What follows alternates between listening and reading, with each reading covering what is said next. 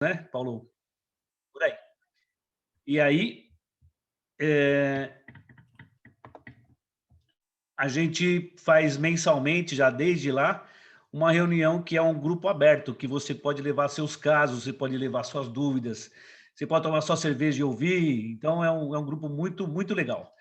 Então, o Carlinhos veio mais uma vez com esse tema que tira o sono de todo mundo, em especial o pessoal da implantodontia, mas no geral, né? Porque estão surgindo muitos casos de necrose de mandíbula, necrose espontânea e tudo mais, e assusta muito a gente, perda de implante, etc. E aí a gente combinou com o Carlinhos há um tempo atrás para ele vir falar de novo sobre isso. E, Carlinhos, você se apresente. O pessoal da PCD do Tucuruvi já te conhece, né? Você já é mano velho. Mas o resto do pessoal não te conhece, então você, por favor, se apresente, fique à vontade. A aula é sua e eu e o Gilberto vamos pilotar aqui a parte de chat. Eu vou iniciar o salva-vida, já está salvado as nossas vidas e o Carlinhos pode começar, tá bom? Então, tá Quem bom. tiver pergunta, coloca primeiramente no chat, eu e o Gilberto vamos estar olhando. Se for o caso, a gente interrompe um pouco o Carlos e pergunta. Se não, o Carlinhos vai dar uma parte da aula, depois ele abre questões e a gente pode perguntar à vontade. Falou? Bem-vindo todos. Eu acredito que a gente vai ser a live mais animada dos últimos tempos, porque tem gente até do Rio Grande do Sul, tem gente que vai vir de Curitiba, tem gente que vai vir de Salvador e até de Portugal, talvez. Então vai ser bem bacana, tá bom? Vai ser assustador. Carlinhos, um abraço, a aula é sua. Então, tá bom. Bom, pessoal, eu queria agradecer primeiramente mais uma vez a, a PCD, que eu sou nativo, né? A PCD Tucuruvi, que me convidou mais uma vez para a gente bater um papo.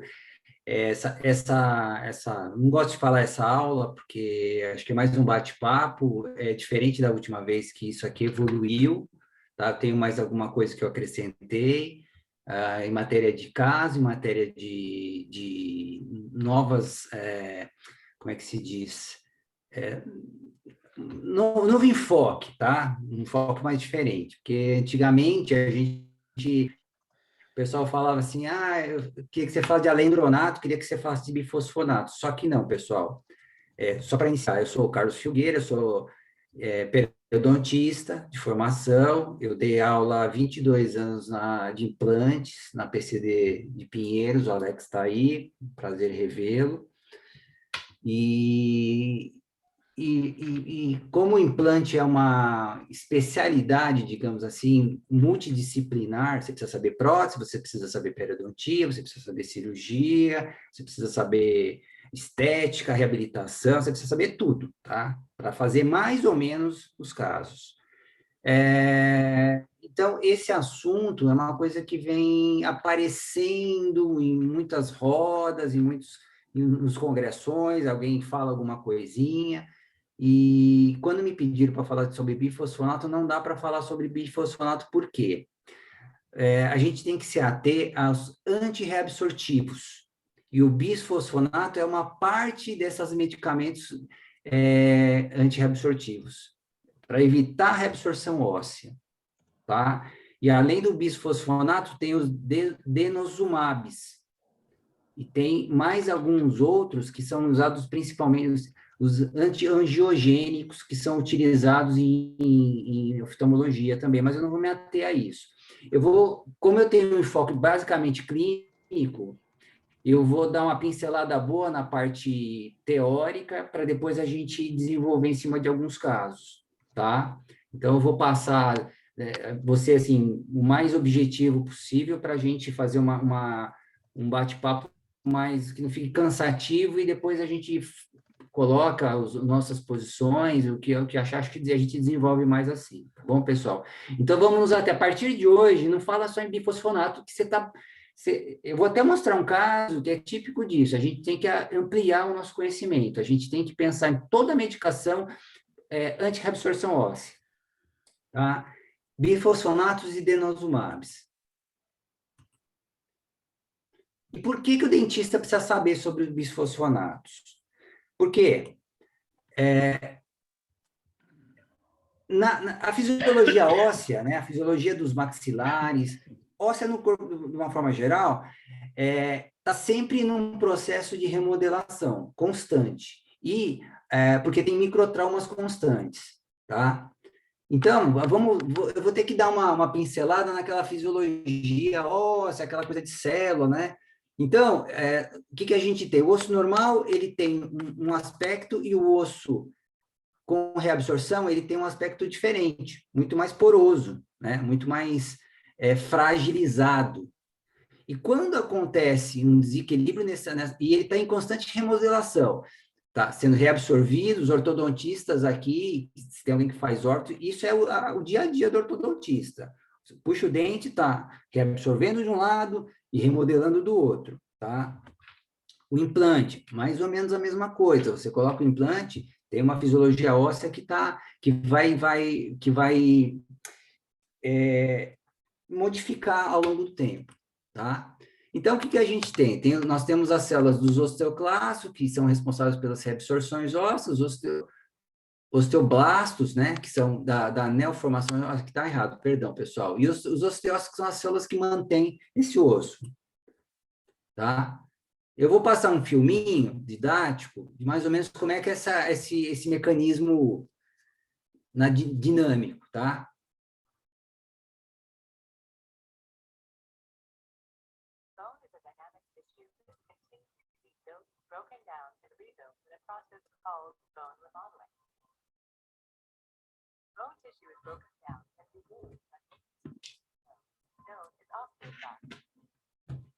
Ó, os osteoclastos estão reabsorvendo constantemente o osso, que é natural isso, tá? Não é nada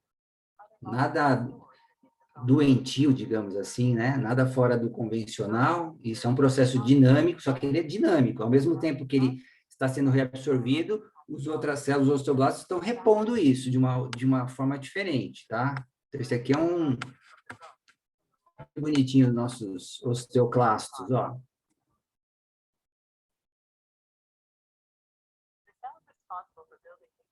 E na sequência vem os osteoblastos, olha lá, reposicionando o osso, tá?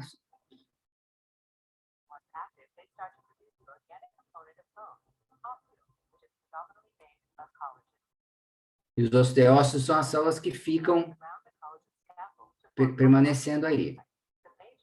Olha lá, colágeno.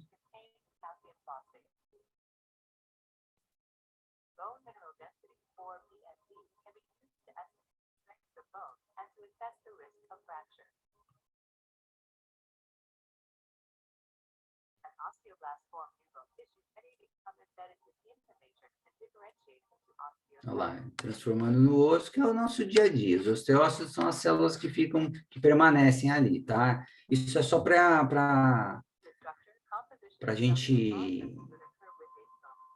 voltar um pouquinho, né? No primeiro ano da faculdade.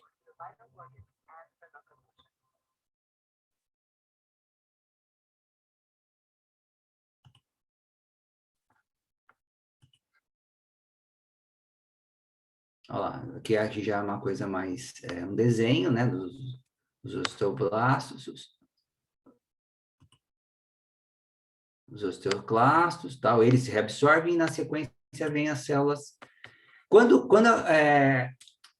Principalmente na mulher, quando o nível do estrógeno, que é o hormônio que regula esse mecanismo, essa fisiologia constante dos osteoclastos no nosso organismo, quando começa a alterar isso aqui, principalmente nas mulheres acima dos 40 anos, 60% das mulheres começam a ter variação disso, tá?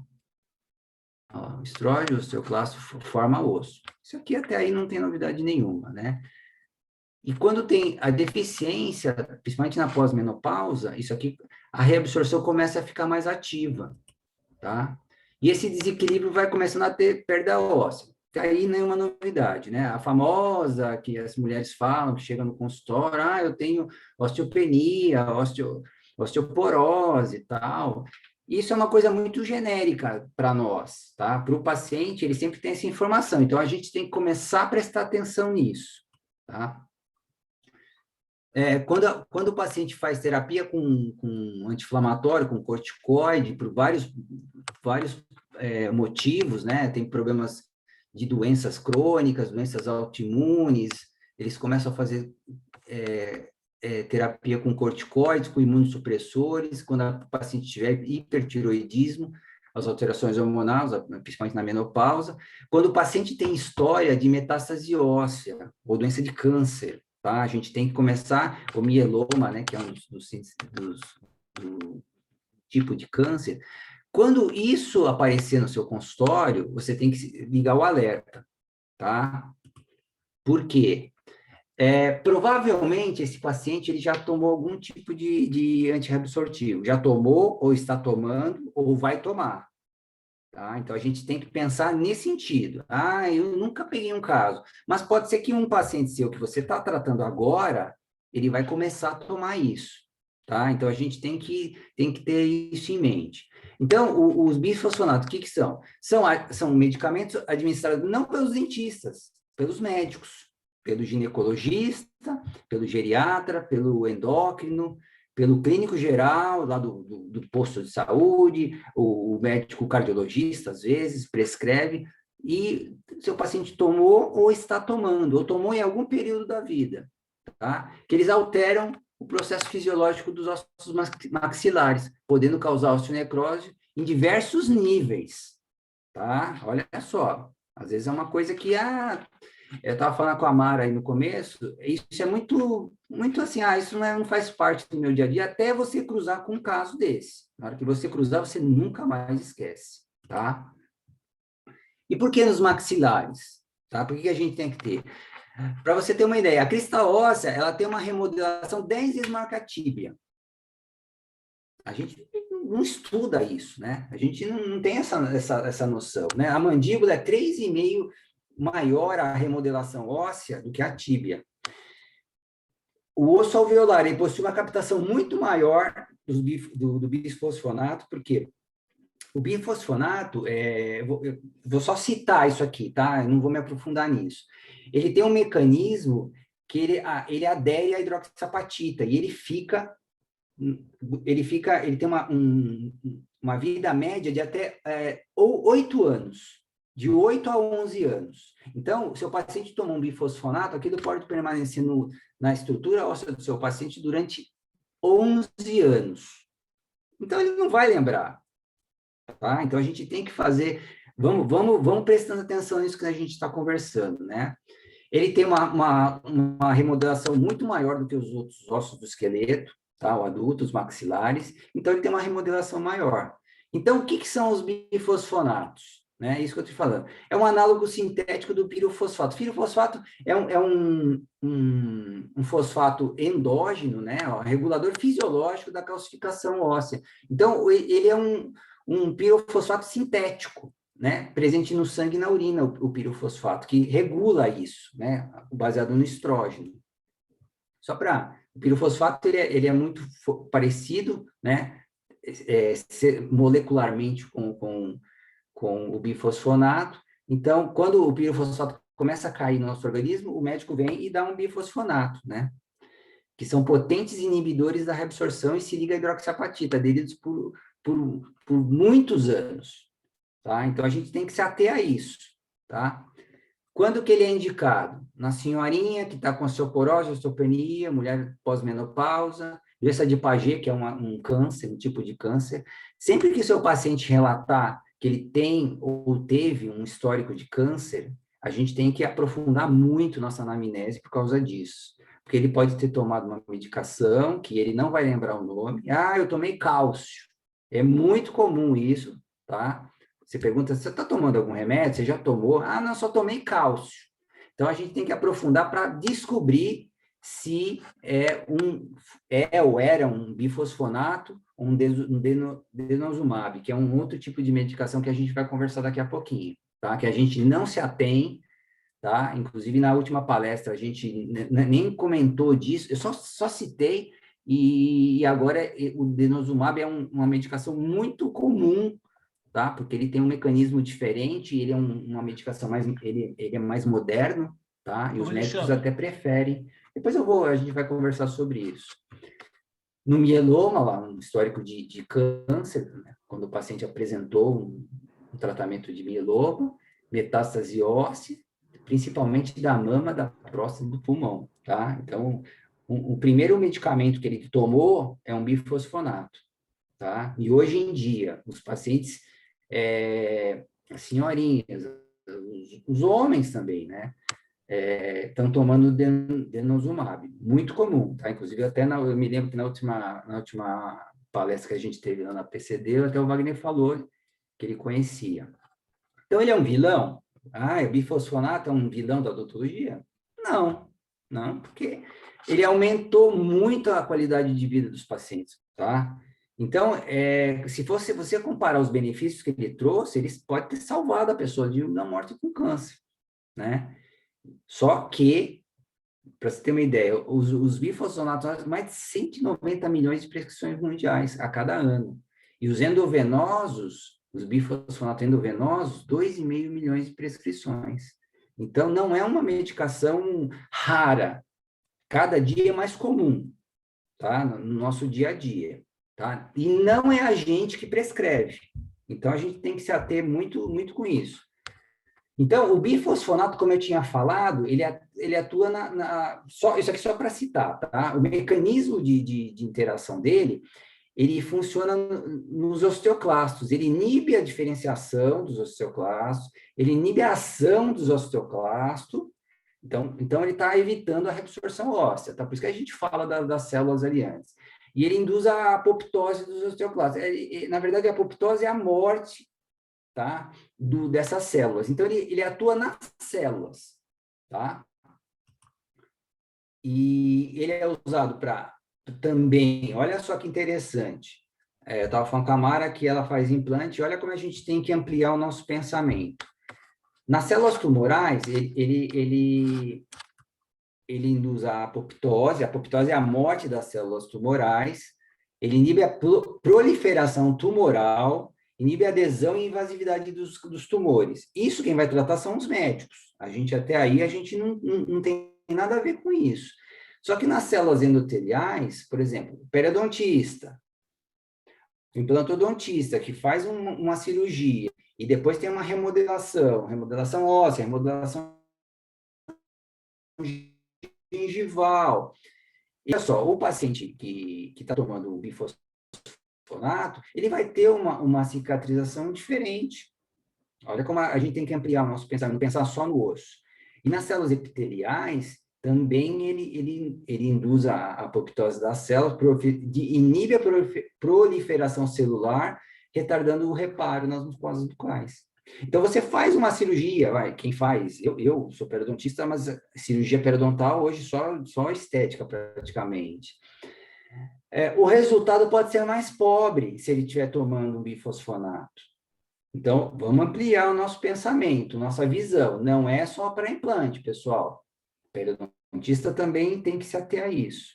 O implantodontista tem que ater, porque quando você faz um tratamento de implante, ele vai ter uma cicatrização e isso vai interferir na cicatrização, além de poder interferir na formação óssea.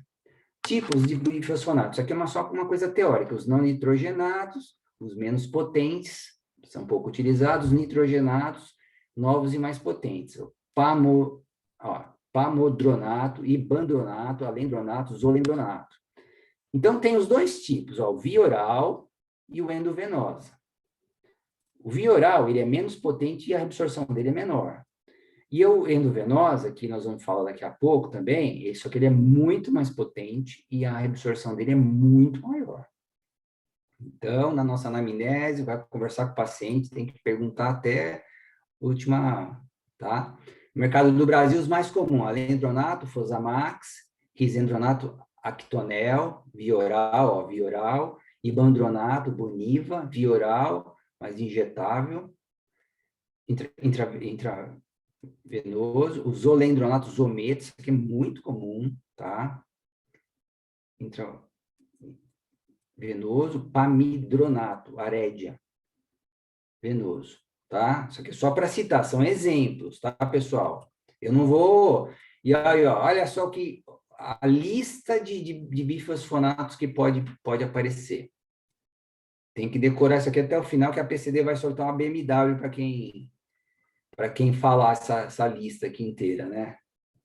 Tá? Eu posso disponibilizar isso aqui à vontade para quem precisar, quem quiser printar, ou quem quiser depois me manda uma mensagem, eu mando isso aqui sem problema nenhum, tá? Tem na internet, provavelmente na internet se consiga também, tá? E é bom ter isso para pesquisar. Sempre que o paciente falar de alguma medicação, eu tomei pede para ele trazer a bula. Traz receita, traz bula, porque o paciente não sabe, o paciente é leigo. Você que é o responsável, ou pode ter problemas com isso, tá? De vários aspectos, tá? Por isso que a gente tem que se preocupar bastante, você que é implantodontista, você que vai fazer implante, você que é ortodontista, você que é periodontista, você que é clínico geral, você tem que pesquisar bastante o seu paciente para evitar problemas futuros. Depois nós vamos conversar os tipos de problemas que a gente pode ter, tá? Outra lista, olha só, tem alguns repetidos, ó, Zometa, Exgeva, Isedronato, Pamidronato, Ossomax, Boniva. Não dá para decorar isso aqui, tá, pessoal? Nem de longe eu vou pedir isso para vocês, mas é bom a gente ler e guarda essa lista com você, tá? E Google. Olha aqui, ó, um bifosfonato, só para a gente se ater de uma coisa. O etidronato, que é o dindronel, ele tem uma via de administração oral, tá? Isso aqui não é só técnico, e ele tem potência 1. Só para a gente ter uma ideia de como a coisa aonde pode chegar. Esse isometa aqui, ó, ele é endovenoso. Ele tem aqui, ó, 10.000 vezes mais potência do que esse etidronato. Olha que absurdo. Esse residronato aqui, ó, que pode aparecer lá no seu consultório, ele tem via oral. Ele é 1.000 vezes mais potência do que esse didronel. Olha só, então, 10.000 vezes, esse pamidronato é de 1.000 a 5.000 vezes mais potente que isso aqui. Então, isso aqui, ele tem uma projeção muito forte, tá? O outro aqui, outro nome genérico, alendronato de sulfosamax oral, ó, desde 1995, ele é usado na osteoporose. Então, quem atende os idosos, quem faz implante, a maioria dos pacientes são idosos. Periodontista, mais ou menos. O ortodontista, nem tanto. Mas o clínico geral, a gente tem que se ater a isso. Você tem osteoporose, você tomava o quê? Tomou alguma coisa? Desde 1995 tem gente tomando. Ó, etiliodonato dinodel, 1977, doença de Paget, já estava tomando. Ipandronato, Boniva, 2003, Pamidronato, 91. Então, isso aqui está rodando faz tempo, tá? Então, como eu tinha falado, o etidronato, ele tem uma potência 10. Esse ácido zoledrônico aqui, ele tem 10 a quarta vezes mais potência.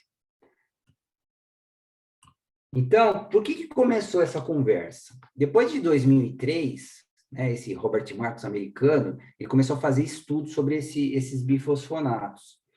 Em 36 pacientes lá em Miami, com exposição óssea, tomavam arédia e zometa.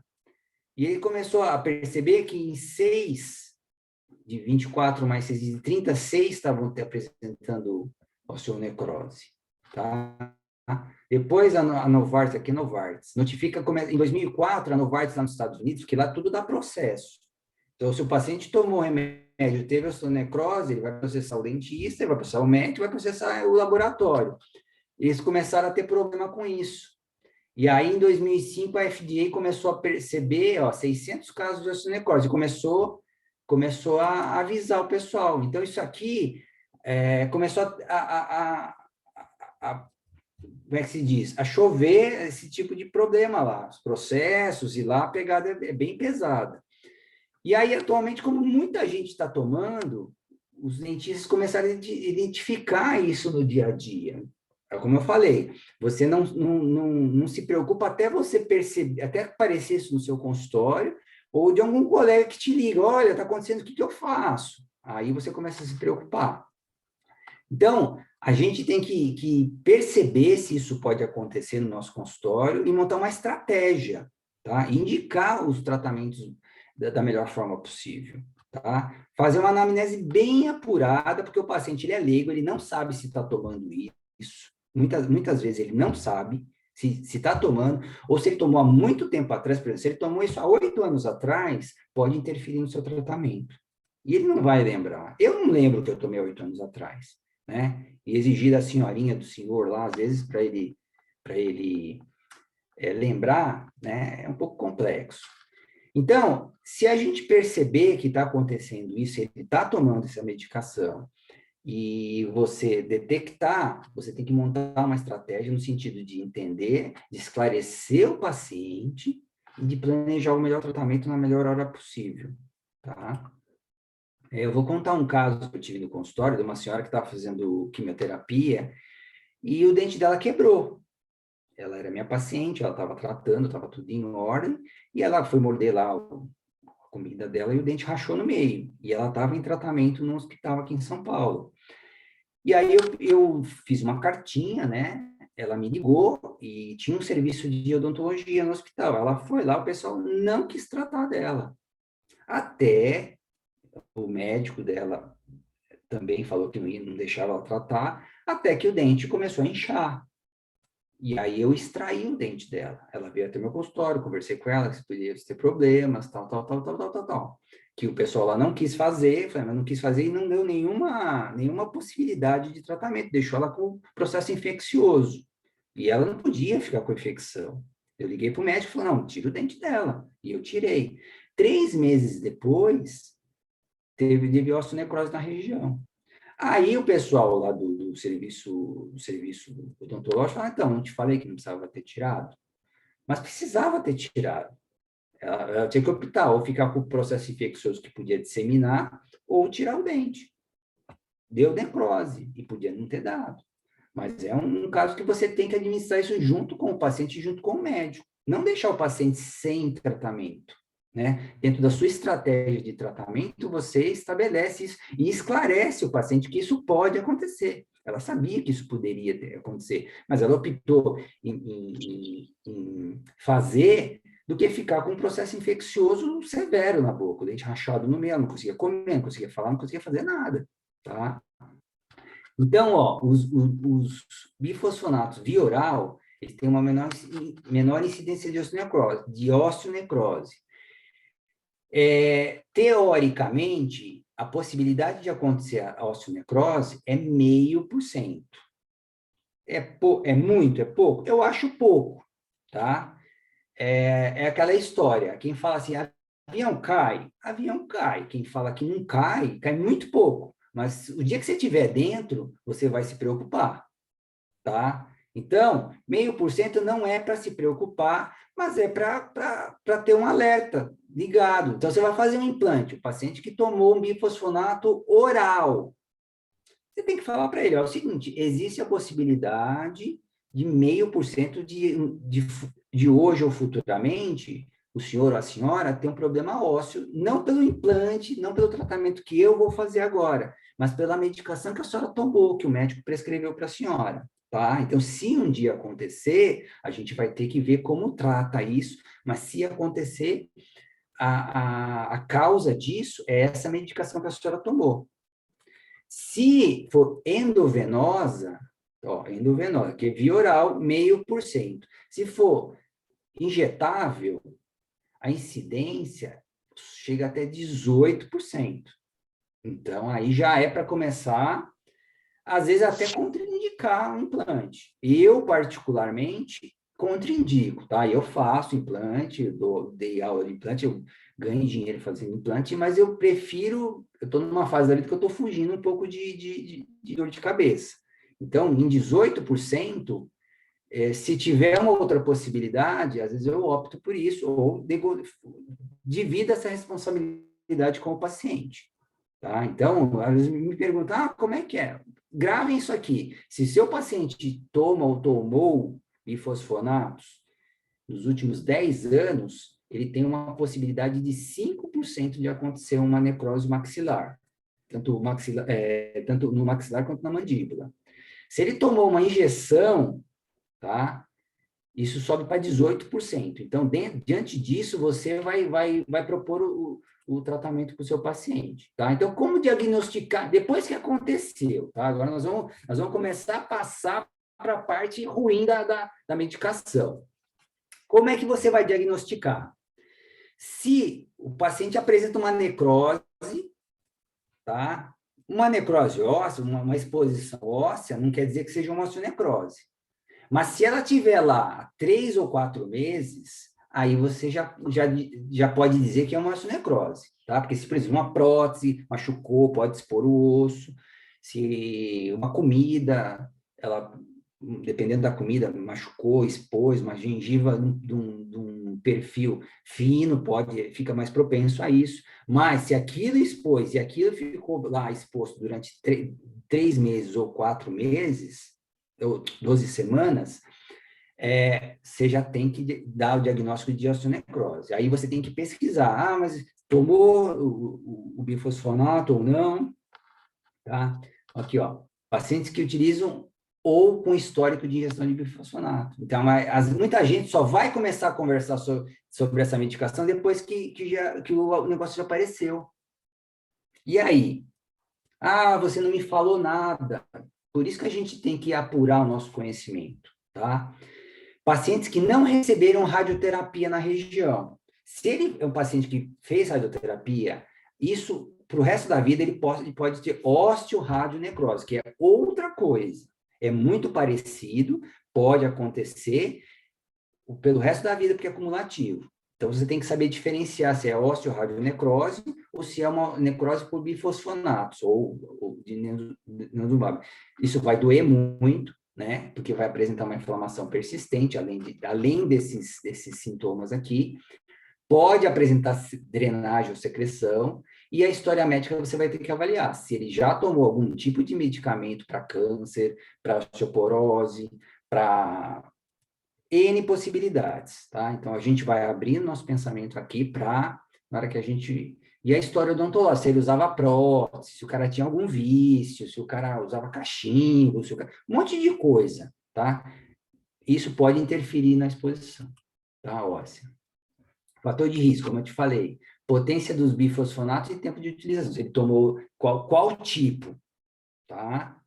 Utilização de corticoides, ele tem um paciente que tem uma doença autoimune, se ele tem um transplantado, alguma coisa assim, ele vai tomar mais corticoides que a média, digamos assim, se é que existe média para tomar corticoides.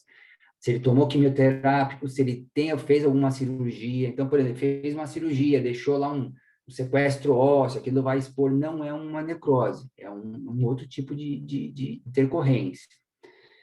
Áreas anatômicas bucais que predispõem trauma, por exemplo, retromolar, de mandíbula, tá? Região posterior de maxila, são regiões que provocam, onde existem mais traumas, né? Doenças bucais concomitivas, higiene deficitária, tem muita gente que não tem condições de se higienizar, pacientes acamados, pacientes idosos, pacientes com dificuldades, próteses mal adaptadas, paciente muito idoso, a raça tem mais incidência nos caucasianos, nos brancos, e pacientes com presença de mieloma múltiplo, de outros tipos de câncer. Então, isso vai ser sempre um alerta para o nosso dia a dia, tá?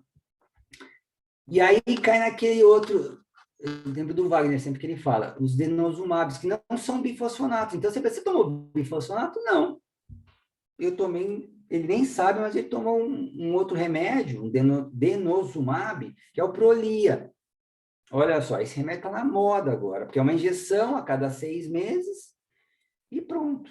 Só que ele tem, ele é um denosumab, que também causa osteonecrose, injeção, que não é bifosfonato, tá? Então, quando falar agora daqui para frente bifosfonato, tem esse aqui também, que não é bifosfonato. Ele tem um menor efeito colateral, ele tem uma aplicação subcutânea, ó, semestral, não forma depósito ósseo, que ele não gruda no osso, esse aqui tem um sistema, ele ele se liga no antígeno RANQL. Nossa, é um negócio estranho isso, tecnicamente falando. Não vou me ater a isso, tá? É uma questão técnica, que ele se liga a uma proteína do osteócito, então ele não gruda no osso, como o bifosfonato. Então, ele tem uma vida média muito menor. Então, se o seu paciente tomou Prolia, fazem 6 meses, ele vai ficar mais ou menos 6 meses em ação. Então, se você vai fazer um implante, você pode negociar isso com o médico. Ele pode protelar isso. Então, você acaba o efeito do Prolia, depois de 6 meses, você faz seu implante. E aí pede aí você negocia isso com o médico, se ele pode protelar ou até tirar a aplicação do Prolia, tá? Diferentemente do bifosfonato de comprimido, apesar da incidência ser só muito menor, né? Essa aqui chega até 18%. Então, você tem que pôr isso para o paciente. Olha, você tomou um bifosfonato, nós temos 0,5%. Você tomou o Prolia, nós temos 18% de possibilidade de dar um problema. Ah, eu quero fazer. Então, nós vamos esperar mais um tempo, vamos esperar 6 meses, mais ou menos, desde que você tomou o Prolia, para depois fazer a nossa extração, né? Até uma extração convencional pode dar uma necrose, uma extração de incluso, tá? Aquela cirurgia periodontal que você quer recobrir todas as raízes, isso vai ter um resultado pior também, pode ter um resultado pior, né? E em 2011 a Anvisa já aprovou aqui no Brasil, tá? Então, desde 2011 aqui o Prolia. E olha só a bula do Prolia. Reações raras ocorrem em 0,01% a 1% dos pacientes que utilizam este medicamento. Isso não é verdade, tá? Osteonecrose da mandíbula, doença que acomete os vasos sanguíneos do osso. Não é, está errado. A osteonecrose não é no vaso sanguíneo. Hipocalcemia, baixa quantidade de cálcio no sangue. Então, você vê, é tendencioso isso. Então, a gente tem que tomar cuidado. Não é 0,1% dos pacientes. Depende. Se 10 milhões de pessoas tomarem isso, 0,01 é um número considerável. Então, o Prolia é esse aqui, ó. Não é um bifosfonato, é um denosumab. Então, a gente precisa pesquisar na anamnese o que o paciente está tomando, para a gente montar uma estratégia de tratamento. E depois, se tiver uma intercorrência dessa, se você não ser pego de surpresa, não sabia que isso podia acontecer. O paciente, ele nem sempre quer compreender, nem sempre consegue compreender que uma necrose no maxilar, depois de você ter feito alguns implantes, ele não vai entender que foi o médico dele que deu a medicação. Ele vai vir correndo com a pedra na mão atrás de você. E se você não tiver, digamos assim, se você não souber disso pode acontecer, você vai ter dificuldade para administrar isso, tá? Uma coisa que você pode fazer também é fazer um teste de CTX, tá? É um exame específico, aqui no Brasil só o Fleury que faz. Na verdade, isso aqui é um parâmetro que é usado, mas ele particularmente não deve ser levado se você faz ou não faz o implante, se o exame, dependendo do resultado do CTX. Ele é só um indicador, tá? Isso aqui é só uma explicação do exame e o valor aqui, ó, os valores são esses aqui, ó. Então, ó, você faz um exame de CTX. Se ele tiver entre menor de 100, o perigo é alto. Então, quanto menor o resultado, maior o perigo. Tá? Se ele tiver entre 100 e 150, um perigo moderado. Se ele tiver entre 150 e 300, ele é mínimo. Então, se ele tiver entre 300 ou mais, ele não tem perigo de você fazer o implante. Eu não levaria isso a sério, tá? Você pode pedir, ó, a fonte é dessa bibliografia, esse aqui é outra bibliografia que dá mais ou menos o mesmo risco de pacientes de tomar uso de bifosfonato. Na verdade, isso aqui é só um exame laboratorial que te dá um parâmetro. Então, se você mandar o paciente fazer, eu não mando fazer, eu prefiro administrar isso de outra forma, tá?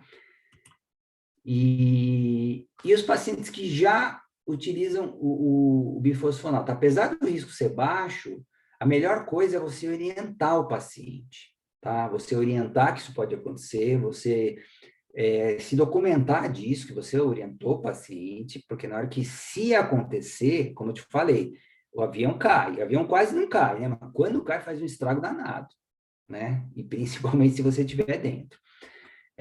E, se possível, manter um contato formal com a equipe médica. Escreve uma cartinha, pede uma cartinha por escrito do médico. Eu, várias vezes, eu já fiz carta para o médico fala assim, fala para ele que ele pode fazer. Eu não faço isso, eu não aceito esse tipo de situação.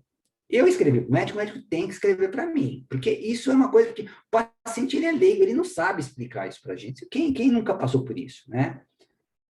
É uma coisa extremamente ética, uma coisa extremamente comum, tá? Você faz uma cartinha para o médico solicitando o risco cirúrgico, porque ele tomou tal medicação. Só isso, você não tem que falar o que ele tem que fazer, o que não tem que fazer. Inclusive, no final aqui, eu vou mostrar um caso que apareceu, que por falta de parceria, por falta de humildade, às vezes até, porque não dizer assim, 2 colegas ficaram batendo um com o outro e não resolveram o problema do paciente, tá? Um queria fazer, depois eu vou mostrar para a gente. Eu vou mostrar esse caso não para criticar colega, porque eu acho que a gente tem que parar com essa mania de criticar colega, tá? Pessoal, por mais bizarro que a gente hoje está o dia a dia, nossa, cada dia uma bizarrice na nossa profissão, vamos evitar de polemizar, vamos ajudar, vamos ser solidários, vamos ser parceiro, vamos fortificar isso aí, tá? Hoje a gente está sendo parceiro, eu estou dividindo essa experiência aqui com vocês,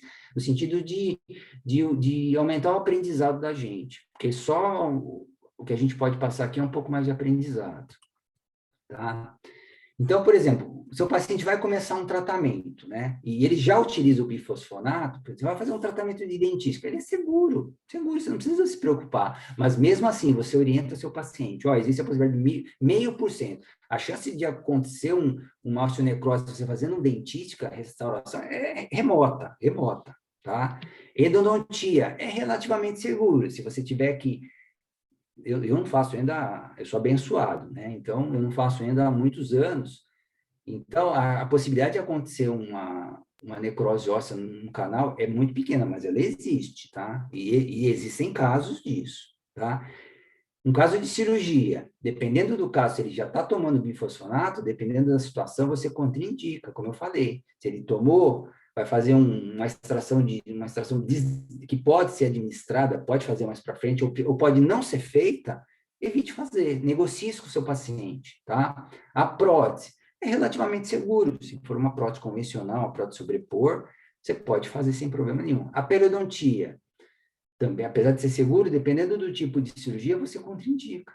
Se ele tomou um Zometa o mês passado, tem 18% de chance daquele seu enxerto lá de conjuntivo não ter um resultado tão bom. E aí, o que você quer fazer? Tudo bem, então nós vamos, eu te falei, se der um resultado ruim, a gente vai ter que administrar isso. Eu vou ter que cobrar de novo para fazer. Quem que vai pagar essa segunda intervenção? O paciente tem que saber isso, porque você não é o culpado disso, tá? Mas você tem responsabilidade, são coisas diferentes. Apesar de você não ter culpa, nós, né, apesar da gente não ter culpa disso, nós temos responsabilidades. Não é a mesma coisa, mas é muito parecido. O caso de ortodontia é relativamente seguro, porque a ortodontia é totalmente embasada na remodelação óssea, tá? Precauções. Se o paciente vai iniciar a terapia com bifosfonato bioral, você tem que informar ele dos riscos que isso acontece. 0,5%, 18%, pode acontecer agora, pode acontecer em 10 anos, tá? Obter consentimento informado. Isso aqui é muito, muito importante. Faz anamnese, escreve lá na anamnese, pede para ele dar um vistinho. No dia de amanhã, ele não vai lembrar se você falou que isso podia ter acontecido. Aí ele quer que você resolva. E você pode resolver, mas você vai ter que... Olha, eu vou resolver para você, mas eu vou ter que te cobrar tanto. Mas você que fez o implante. Sim, mas não fui eu que causei essa necrose. Eu não tenho culpa disso. Lembra que eu te falei isso na época? Ele não vai lembrar. Ou é só comigo que acontecia. É só lá no meu consultório que os pacientes esquecem quando... né? Não sei se... Eles esquecem mesmo, ainda mais quando não é interessante para ele, tá? Reavaliar o tratamento de rotina, se é um paciente saudável ou não. Tá? Então, além de paciente com histórico de câncer, senhorinha com 80 anos, que tem 1000 alterações hormonais, então você tem que administrar. E os pacientes que vão iniciar a terapia, né? Esses aqui são os que já iniciaram, desculpa, tá? Que o pessoal aqui precisa corrigir. São esses mesmos e reavaliar os procedimentos. Se vai avaliar uma extração, é obrigatório fazer aquela extração? Dependendo do caso, você sepulta a raiz, dependendo do caso, você não faz, você protela, dente do siso tem que tirar. Será que tem que tirar todo dente do siso? Deixa lá, faz uma manutenção, às vezes você ganha mais dinheiro com isso, às vezes o paciente fica obrigado a vir, você radiografa, você avalia as próteses que ele usa, que ele vai usar uma removível. Removível, a chance de trauma é muito maior, dentadura, a prótese total, a chance de trauma é muito maior. O implante depende do caso, né? Depende do caso, né? Aí tem do tipo de prótese, se é implante suportada, implante retida, né? E o controle da doença, né? Da doença em geral, da cárie, da periodontite, os problemas periodontais que pode vir, de infecções, né? E de mais possíveis problemas que ele pode ter. Então, você faz uma prevenção muito mais apurada nesses pacientes que vão fazer isso. Você orienta o paciente com relação a isso. Porque se ele tiver que tomar o bifosfonato, como eu falei, ele é vilão? Não, ele é necessário dependendo da situação. Se aquele cara tem câncer, o bifosfonato vai ajudar ele a sobreviver. E é melhor ele sobreviver do que ele fazer o dente do siso dele, às vezes. Então, você precisa dosar e negociar com o paciente e talvez até com o médico dele, se você tiver essa abertura, tá bom? Então, aqui, ó. Então, vamos falar como é que a gente trata, né? Então, existem vários estágios das necroses. Isso aqui é muito teórico, tá, pessoal? Então, não trato num estágio zero, tá? Ó, sem evidências clínicas de osso necrótico, mas sintomas inespecíficos. Isso aqui é só no estágio inicial. Você administrar antibiótico, e observa. Aqui, estágio 1, exposição assintomática, exposição necrótica assintomática e sem tecido infeccionado. Você dá bochecho e reavalia. Aqui, agora no estágio mais avançado, presença de sintomas de osso necrótico e exposição óssea associado com dor. Aqui, ó, tecido inflamatório ao redor de infecção mais avançada ao redor disso aqui. Então, você tem que entrar com bochechos, com antibióticos, controle da dor e debridamento desse osso. Então, a coisa já começa a tomar uma dificuldade. E o estágio 3 é a presença de fratura óssea. Olha só, chega até a fratura. Eu vou mostrar caso aqui, a mandíbula chega a fratura, tá? O osso necrótico exposto, tá? Dor, infecção, e chegando até fístula extraoral e comunicações aqui. Nesse caso, requer debridamento cirúrgico, ressecção, isso aqui, doenças antibiótico intravenoso, isso aqui é um estágio mais avançado. E quem nunca, né? Então de uma coisa mais simples, ele pode chegar até uma coisa mais avançada. E você não tem controle sobre isso. E na hora que chegar, se você pega um casinho desse, você ainda consegue controlar fácil no consultório, mas quando chega nesse estágio aqui, que pode chegar, aí você perde noites de sono, tá? Então, enquanto você não cruza com nenhum desses casos, ótimo. Daqui para frente a coisa, né, começa a tomar outro patamar. Então, eu vou começar a mostrar alguns casinhos aqui, tá? Agora é a hora macabra aqui, né? Então, olha, isso aqui é uma área retromolar. Desculpa, alguns slides, eles estão... Quando a gente põe aqui no slide, ele perde um pouquinho da imagem. Então, ó, um ossinho exposto aqui, ó. O paciente às vezes nem percebe, mas está lá. E aquela removível em cima. O que você faz? Você acompanha, dependendo do caso, você medica. Aí você que vai planejar isso para você. Você vai debridar isso aqui, ou não, ou só vai controlar, tá? Olha lá. você pede nesse caso foi feita uma panorâmica, e olha só aquele ossinho exposto, basicamente é só isso, mas olha como ele avançava lá para dentro. Então, isso aqui já requer uma intervenção, isso aqui pode evoluir até aqui, tá? E aí, como é que você vai resolver isso aqui? Se aparecer no seu consultório. Você fez a removível para o paciente, e depois de um tempo ele aparece com esse ossinho exposto aqui. Você acha que ele vai acreditar que isso aqui foi por causa do bifosfonato que ele tomou? Não, ele vem com a pedra na mão, às vezes, tá? Então, você tem que estar resguardado com relação a isso. Outro caso aqui, ó. Olha aqui. Um caso que, ó, até bom, de removível. Olha que removível. Olha isso aqui. Olha a adaptação dela. Olha lá. Olha a exposição óssea.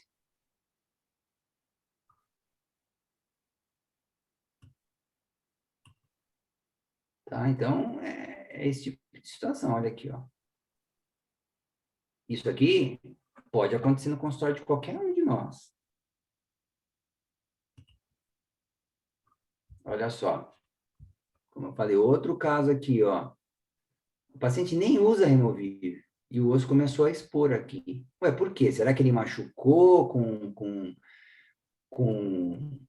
pão, com banana, né? Que ele só quebra um dente com pão e com banana. Às vezes ele também expôs o osso aqui com pão ou com banana.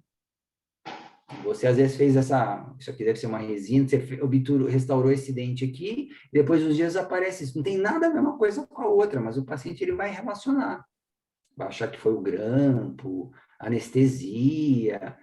E às vezes você vai fazer uma pesquisa que já devia ter feito, né? Se fosse bom, você já talvez identificasse, que ele tomou um Zometa 2 meses atrás, que ele tomou bifosfonato há uns anos atrás, aquela senhorinha que ela está com osteoporose, foi lá na Prevent Senior, né? E o ginecologista dela está dando o Fosamax para ela, e ela está achando que tomou, e aí expôs, ela vem. Ah, o que está acontecendo, doutor? Será que é uma coisa ruim que está acontecendo? Né? Mais ou menos, né? Depois de debridado, olha aí. Isso aqui ainda é fácil de resolver. Você remove ali e reza para não acontecer de novo, e reza para parar. Tá? Isso aqui eu considero fácil. Olha isso aqui agora. Paciente nessa condição, você vê que é um paciente idoso, que não tem muita condição, em algum momento da vida, ele tomou um bifosfonato e olha o que apareceu. Isso aqui está comunicando já, né, pessoal? Olha a secreção que está aqui. Olha a radiografia. Olha aqui, ó. Já comunicou, o seio está infectado. Você não sabe quem comunicou com quem, né? Olha, se foi daqui para cá ou de dentro para fora, mas é um problemão isso aí. E como é que se resolve isso? Não é simples, é multidisciplinar. Otorrino, cirurgião, protesista, clínico geral. Então, você tem que montar uma estratégia para isso. E quem que é o culpado disso? Não sei, não importa. Nós temos aqui pensando numa estratégia para solucionar isso. E se ele tomou bifosfonato e aparecer no seu consultório, pronto, já basta para você perder umas noites de sono. Outro caso, olha um caso aqui dessa senhora que de repente começou a morder e ela não conseguia morder direito. Olha só isso aqui é osso exposto, gente. Isso aqui é a visão intrabucal. Olha a panorâmica, ó. Por que ela não conseguia morder direito? Porque ela foi morder e fraturou. Olha aqui, olha isso aqui. Então, olha que grau que pode chegar a administração de bifosfonato. Como é que vai resolver isso? Isso aqui já cai naquele terceiro estágio, intervenção hospitalar, bucomaxilo, multidisciplinar, um protesista, né? Posteriormente falando, né? Dependendo do caso, tem que fazer uma ressecção aqui, colocar uma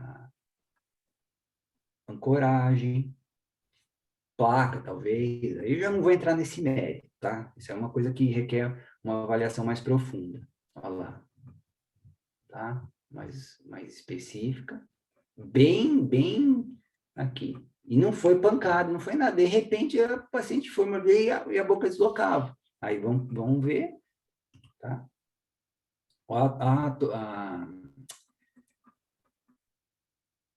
Aqui a radiografia.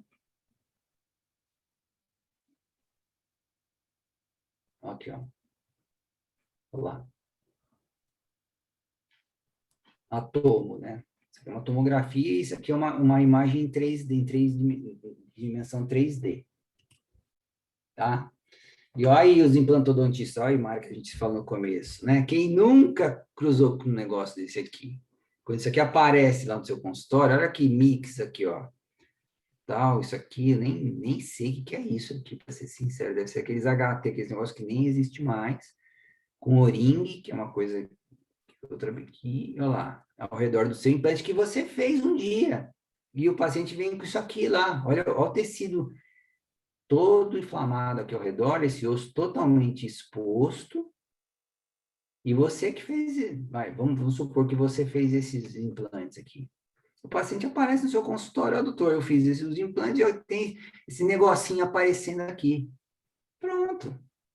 Não tem, você já olha aquilo e gela. O que eu fui fazer? E a culpa às vezes não é sua. Tá? Eu não vou julgar aqui os implantes que foram feitos, como foram feitos, tá? Porque depois de tanto tempo fazendo implante, você cruza com muita coisa. E olha a radiografia, olha aqui, ó a imagem aqui ao redor desse implante, olha desses aqui. Como é que você resolve isso? Tá? E aí você vai olhar o resto, olha aqui, olha a parte superior. Olha isso aqui. Como é que você vai solucionar esse paciente aqui? Então, se você fez esses implantes, ou se não fez, não importa. Se chegou um paciente para você, você tem que montar uma estratégia e tem que explicar o porquê, descobrir e explicar para o paciente por que está acontecendo, por que aconteceu, o que vai acontecer, e ele está ciente de tudo. Tá? E digamos que você fez esses implantes e aconteceu isso depois. E você nunca tinha falado para o paciente que isso podia ter acontecido. Como eu falei, você não tem culpa, mas você tem responsabilidade. Então, já se torna um pouco mais complexo resolver isso, né? Olha lá, aqui, no caso, perda, o osso está esfarelando literalmente. Depois que ele está exposto, não tem o que fazer, tem que remover esse osso exposto. Esse osso está necrosado, esse osso não tem mais vida, ele só está aí pro forma, ele só está piorando, isso cheira mal, isso só dá problema, tá? Olha lá na tomo. Olha lá. Olha esse osso ao redor aqui, a avaliação de tomo, nem todo mundo, quem? A Márcia, que faz implantes, olha só, o osso está esfarelando, literalmente, aqui ao redor dos implantes. Esse aqui ainda está mais ou menos aqui, não sei se isso aqui é necrose. Mas fica difícil de você resolver isso aqui depois que acontece. E quanto vai custar isso? O paciente vai querer pagar? Você vai poder cobrar do paciente? São coisas que você, sabendo e administrando isso de uma melhor forma, você fica mais tranquilo e você tem menos dor de cabeça com isso, tá? Olha o grau que pode chegar, gente. Olha lá. Olha aqui a situação precária do paciente, comunicando com já o seio maxilar. Isso aqui, gente, tem que remover tudo, todo esse osso necrosado. E como é que você vai solucionar isso aqui? Será que a prótese vai parar aqui depois? Difícil, né? Olha lá. Olha, isso aqui é esse osso totalmente necrosado. O maxilar inteiro vai sumir. Como é que você resolve isso depois? Com implante? Não é simples, né? Então, a gente tem que torcer para isso não acontecer com a gente. Olha lá. Olha um outro casinho.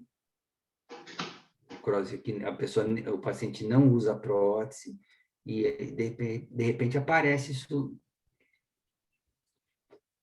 O que aconteceu? Ah, machuquei com a pizza, será? Machuquei com alguma comida, machuquei com fio dental, machuquei com escova de dente, né?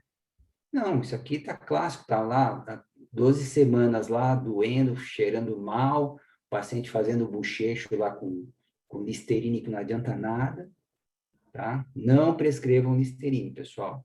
Não sei se tem alguém lá da empresa, não adianta nada, é perfume, tá? No máximo a clorexidina 0,12, mas isso aqui não vai passar sozinho. Isso aqui você tem que debridar e remover todo esse osso aqui.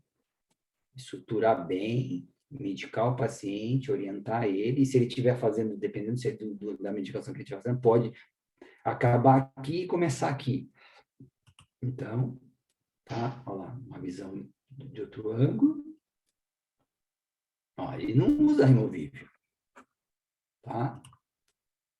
Depois de debridado, suturado, aí, uma solução eu considero satisfatória.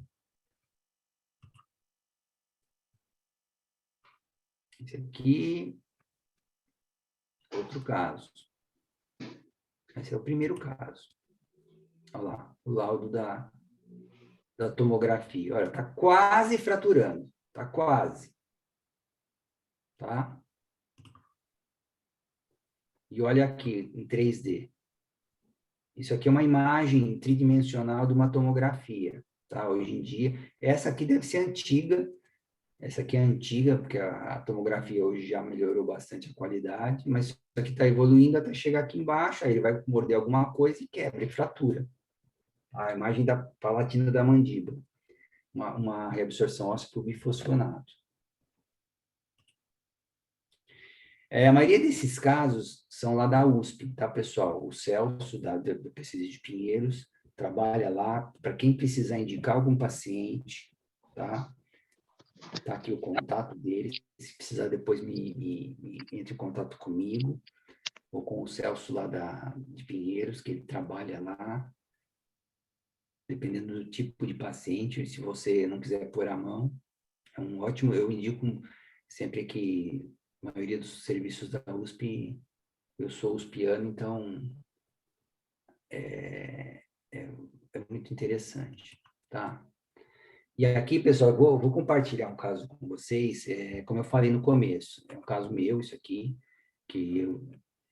chegou até mim, e vou colocar isso aqui não para julgar o colega, tá? Não para julgar ninguém, mas para demonstrar como, às vezes, a falta pede ajuda, vamos discutir, o que você acha, me dá uma luz, como é que eu resolvo isso aqui?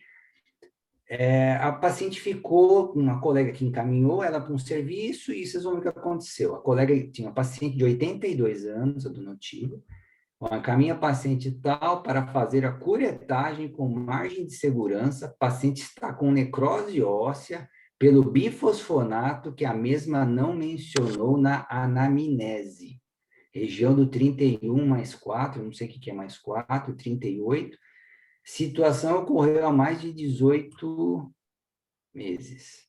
Ela encaminhou isso para o bucomaxido, e o bucomaxido respondeu isso aqui, ó, gente. Eu vou mostrar isso aqui para vocês, não tem nome nem nada de ninguém, e vocês esquecem isso depois.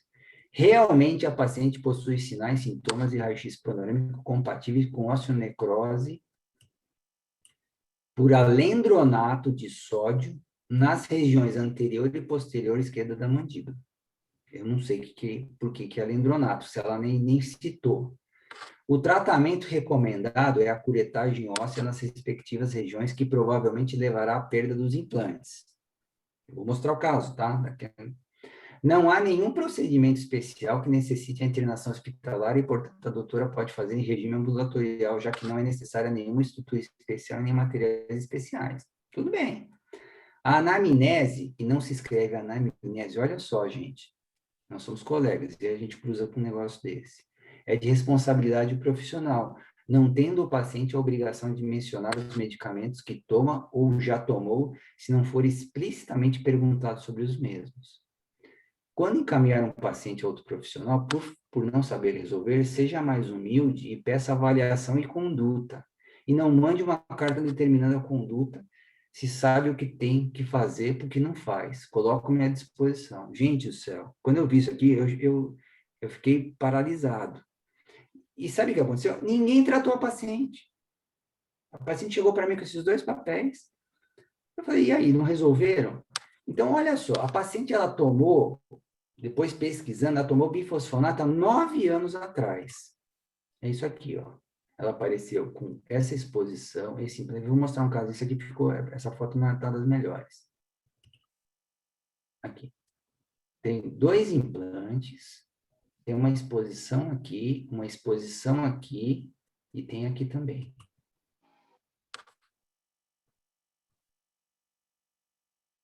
Ela tomou alendrona, eu não sei o que ela tomou, ela nem sabia falar, se foi bifosfonato, o que foi, há 8 anos atrás. A dentista, ela fez 2 implantes e depois de um tempo o osso começou a expor. E aí a dentista falou que ela não tinha falado que tinha tomado e essa exposição é por causa dos bifosfonatos. Aí o que eu fiz? Eu fiz uma anamnese mais profunda. E o que aconteceu? E o colega, além de não resolver, ainda fez essa carta mal educada para devolver a paciente sem tratar. E a moça não sabia o que fazer e mandou a paciente embora. E a paciente apareceu lá para mim, aí vai pesquisar e manda para o Carlos, né? Aí sempre que é uma buchinha, manda para o Carlos. E a paciente me procurou, e é o que estava acontecendo. Essa paciente, ela tomou bifosfonato há 9 anos atrás. Só que ela tomou o Zometa o ano passado. E ninguém perguntou para ela se ela tinha tomado uma injeção, né? Olha lá, tá aqui a melhor foto. Tá invertida aqui, tá, pessoal? Perdão. Tava assim, ó. Então o colega falou que esse implante estava perdido e que a dentista podia fazer a curetagem disso aqui. Que não precisava internar. Não, mas ele também não fez. Ele mesmo podia fazer e não fez. Eu não vou julgar. E a colega estava achando que é por causa do bifosfonato. E, na verdade, não é por causa do bifosfonato, é por causa do Zometa. Então, essa paciente, ela tomou bifosfonato, ela tomou o denosumab, e depois de muitos anos de feitos esses implantes parece que foram feitos há 7 anos atrás, não fui eu que fiz, eu não faço esse tipo de tratamento mais, isso aqui a gente ensinava no curso há 20 anos atrás e nunca mais ensinou. Isso aí só alguns colegas que ainda costumam fazer, eu não faço porque acho que não dá certo isso.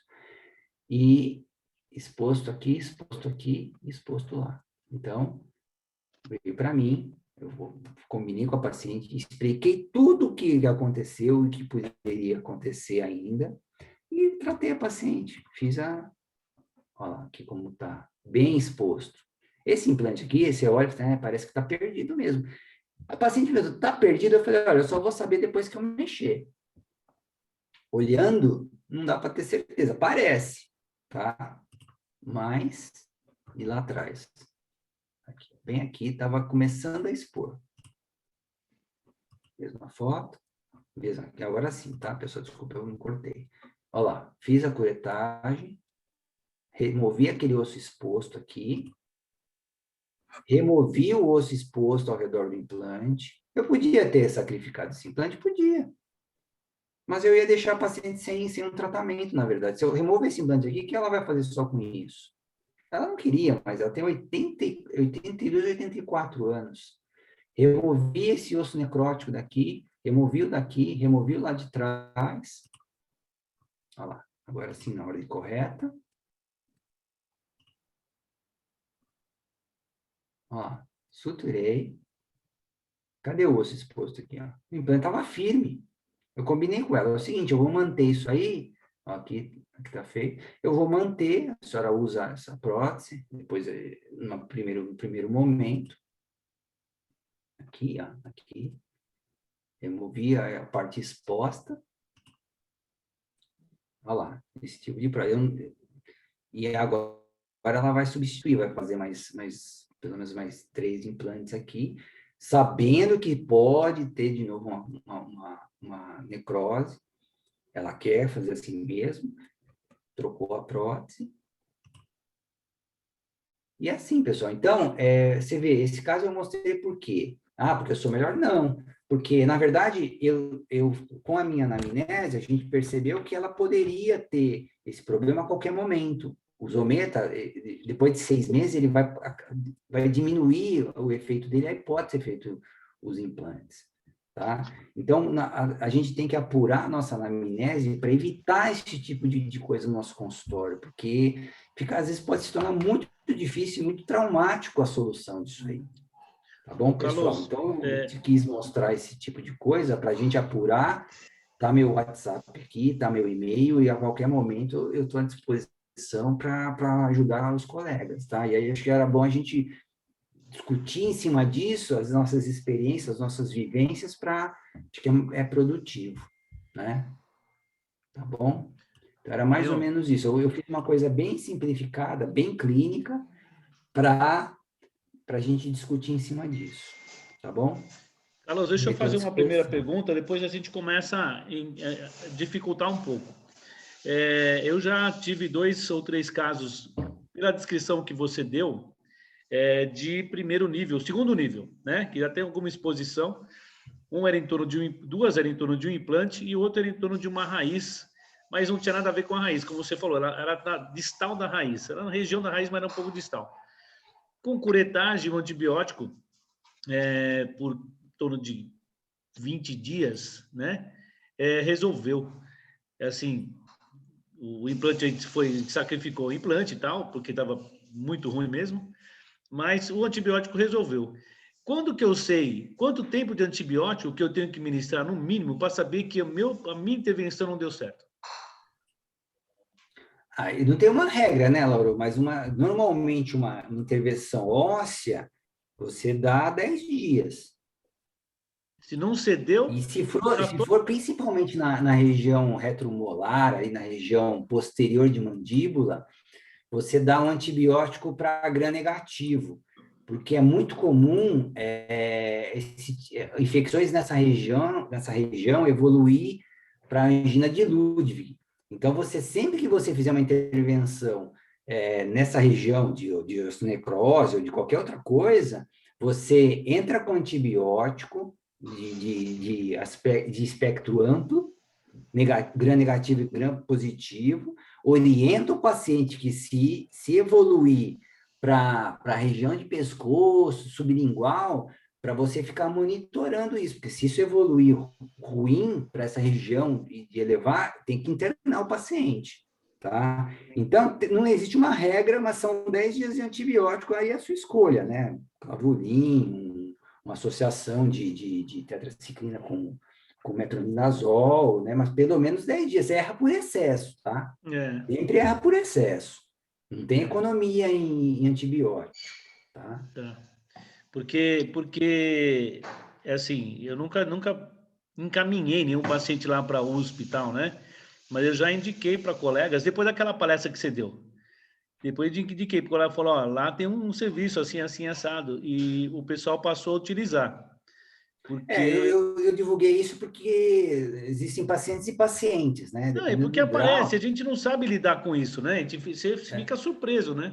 exatamente. Por exemplo, esse Que nem você caso de falou, você vê exposição de seio maxilar é um caso é, multidisciplinar, que no e você consultório às vê uma, vezes uma faz até necrose na região de trígono, e você, o paciente tem até primeiro pré, o que está fazendo uma lesão lá atrás? Até você exatamente. reconhecer aquilo como osteonecrose, aquilo já evoluiu, né? É muito ruim de Normalmente, Lauro, já você chega para a gente perseguir. assim, né?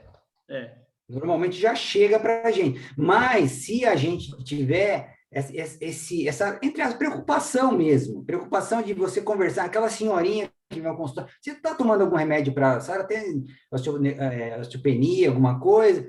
Ah, eu tomo cálcio. Aí você pede a receita, pede a bula, aí você às vezes cruza É. com bifosfonato. Ah, tomei uma injeção. Como que é a injeção? Vai lá no Zometa, tomei o mês passado e vem fazer uma avaliação para implantes. Aí você tem que conversar. Olha, a senhora toma essa injeção pode dar 18, 20% de possibilidade de a gente perder os implantes. E aí, a senhora quer fazer? E aí? Você vai É. fazer? Tudo bem, mas... Pô, 18% é 20%, 20% Então, é é um em altíssimo. cada 5, né? É, Dá para então. fazer? Dá para fazer, mas e se depois der zebra? É verdade. Então, cai naquilo. Se você não tiver documentado, você pode ter um problemaço, dependendo do perfil do seu paciente, né? E ainda se não for seu paciente, se for paciente de colega, é pior ainda, né? É, Então, o importante é a gente ter essa visão mais ampliada para a gente evitar problemas no nosso consultório, tá? Com os nossos pacientes e pacientes de colegas, né? Acho que a gente tem que ampliar o nosso aspecto de conhecimento, né? Ah, é bobeira isso, né? Até a hora que você cruza com um caso desse aí, que ninguém consegue solucionar, um joga para o outro, né? é Essa coitada verdade. dessa paciente, ela me procurou porque ninguém estava solucionando, ninguém dava uma solução para ela. Ninguém sabe, na verdade, Na verdade, ninguém ninguém sabe sabia o que fazer, resolver. né? Porque Ninguém a pessoa sabia o chega que lá e fala fazer assim, e ó. também ninguém procurou uma solução, né? É, A e a gente pessoa tem chega lá e muito fala disso na assim, olha, nossa PC, eles ligam para o outro, o que eu faço? Eu não sei, eu né? tomei O que eu faço? Faz bifosfonato isso, e faz tô com assim, que isso você aqui. acha que Né? a gente, quantas vezes a gente discutiu o caso, ó, por que você não faz assim? O que você acha? E às vezes dentro disso alguém vê, alguém com uma visão diferente da nossa, às vezes te mostra uma solução mais simples, É, né? verdade. Que a Ô, solução, por exemplo, pessoal, nesse caso que eu resolvi, não era difícil, mas precisava precisava intervir. intervir, É, né? Porque ela não conseguia comer, a prótesezinha dela lá, apesar de ser implante, estava machucando ali, não era nem a prótese que estava causando isso, era a então, medicação. mas não é todo mundo que vai e faz uma intervenção óssea, né, Carlinhos? Você vai lá e tira um sequestro ósseo. Ele Ah, tem medo, né? Parece pavor, medo, não é nem medo. exatamente, né? Fala, Depende mas é do que eu grau, eu prefiro encaminhar, mas a maioria eu resolvo. Agora, vai é, fraturar, vai expor seio, eu prefiro é, encaminhar, porque aí já pode, às vezes requer internação, esse tipo de coisa. Aí eu tenho meus amigos buco que a gente ajuda um ou outro, me né? Mas ajuda. dependendo do caso, dá para resolver. O sequestro ósseo, apesar de ser uma coisa que dá medo, às vezes é simples a solução. Mas o mais É, importante não é a solução, é a orientação que você vai dar ao seu paciente. A partir do momento que ele sabe que você reconhece, que você sabe que a medicação dele estava fazendo mal e ninguém nunca falou nada disso para ele, você se torna um profissional diferenciado. Ah, a senhora toma esse isometa, o isometa pode... Ah, nunca ninguém me falou nada disso, doutor. É a velha é história, eu sou verdade. periodontista, o que eu mais escuto, nunca ninguém me falou nada disso, né? Até a hora que o É. paciente chega lá com perda óssea, de vários aspectos, aí o periodontista tem que dar notícia ruim, porque nunca ninguém falou para ele, ou ele falaram e ele não lembrava, né? Notícia Porque eu ruim não é que contei para esse ele, negócio não tá bom. Ô, né? pessoal, quem quiser fazer pergunta, liga a câmera, apareça e pode chamar. Abre o microfone e liga a câmera, por favor. Carlos, Oi, boa Sérgio, Manda noite. bala. tudo bem? Boa noite. Carlos, eu tenho dois questionamentos aqui. Um é se você tem experiência com a câmara hiperbárica em casos Isso, de ósseo. desculpa, eu esqueci de colocar. Tudo bem. Outro tratamento que ajuda bastante é câmera hiperbárica e PRP também, tá? Que é o PRP, quem faz implante, né? Que também a gente, né? É uma coisa que também dá para associar no tratamento.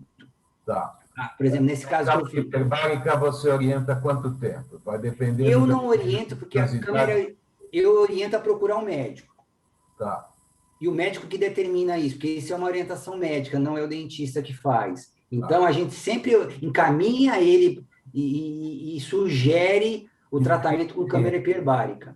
alguém que tem experiência com câmara hiperbárica. Exatamente, porque a câmera hiperbárica é um tratamento médico. Então, a gente sugere, tá? O PRP não, já é um tratamento odontológico. Tá.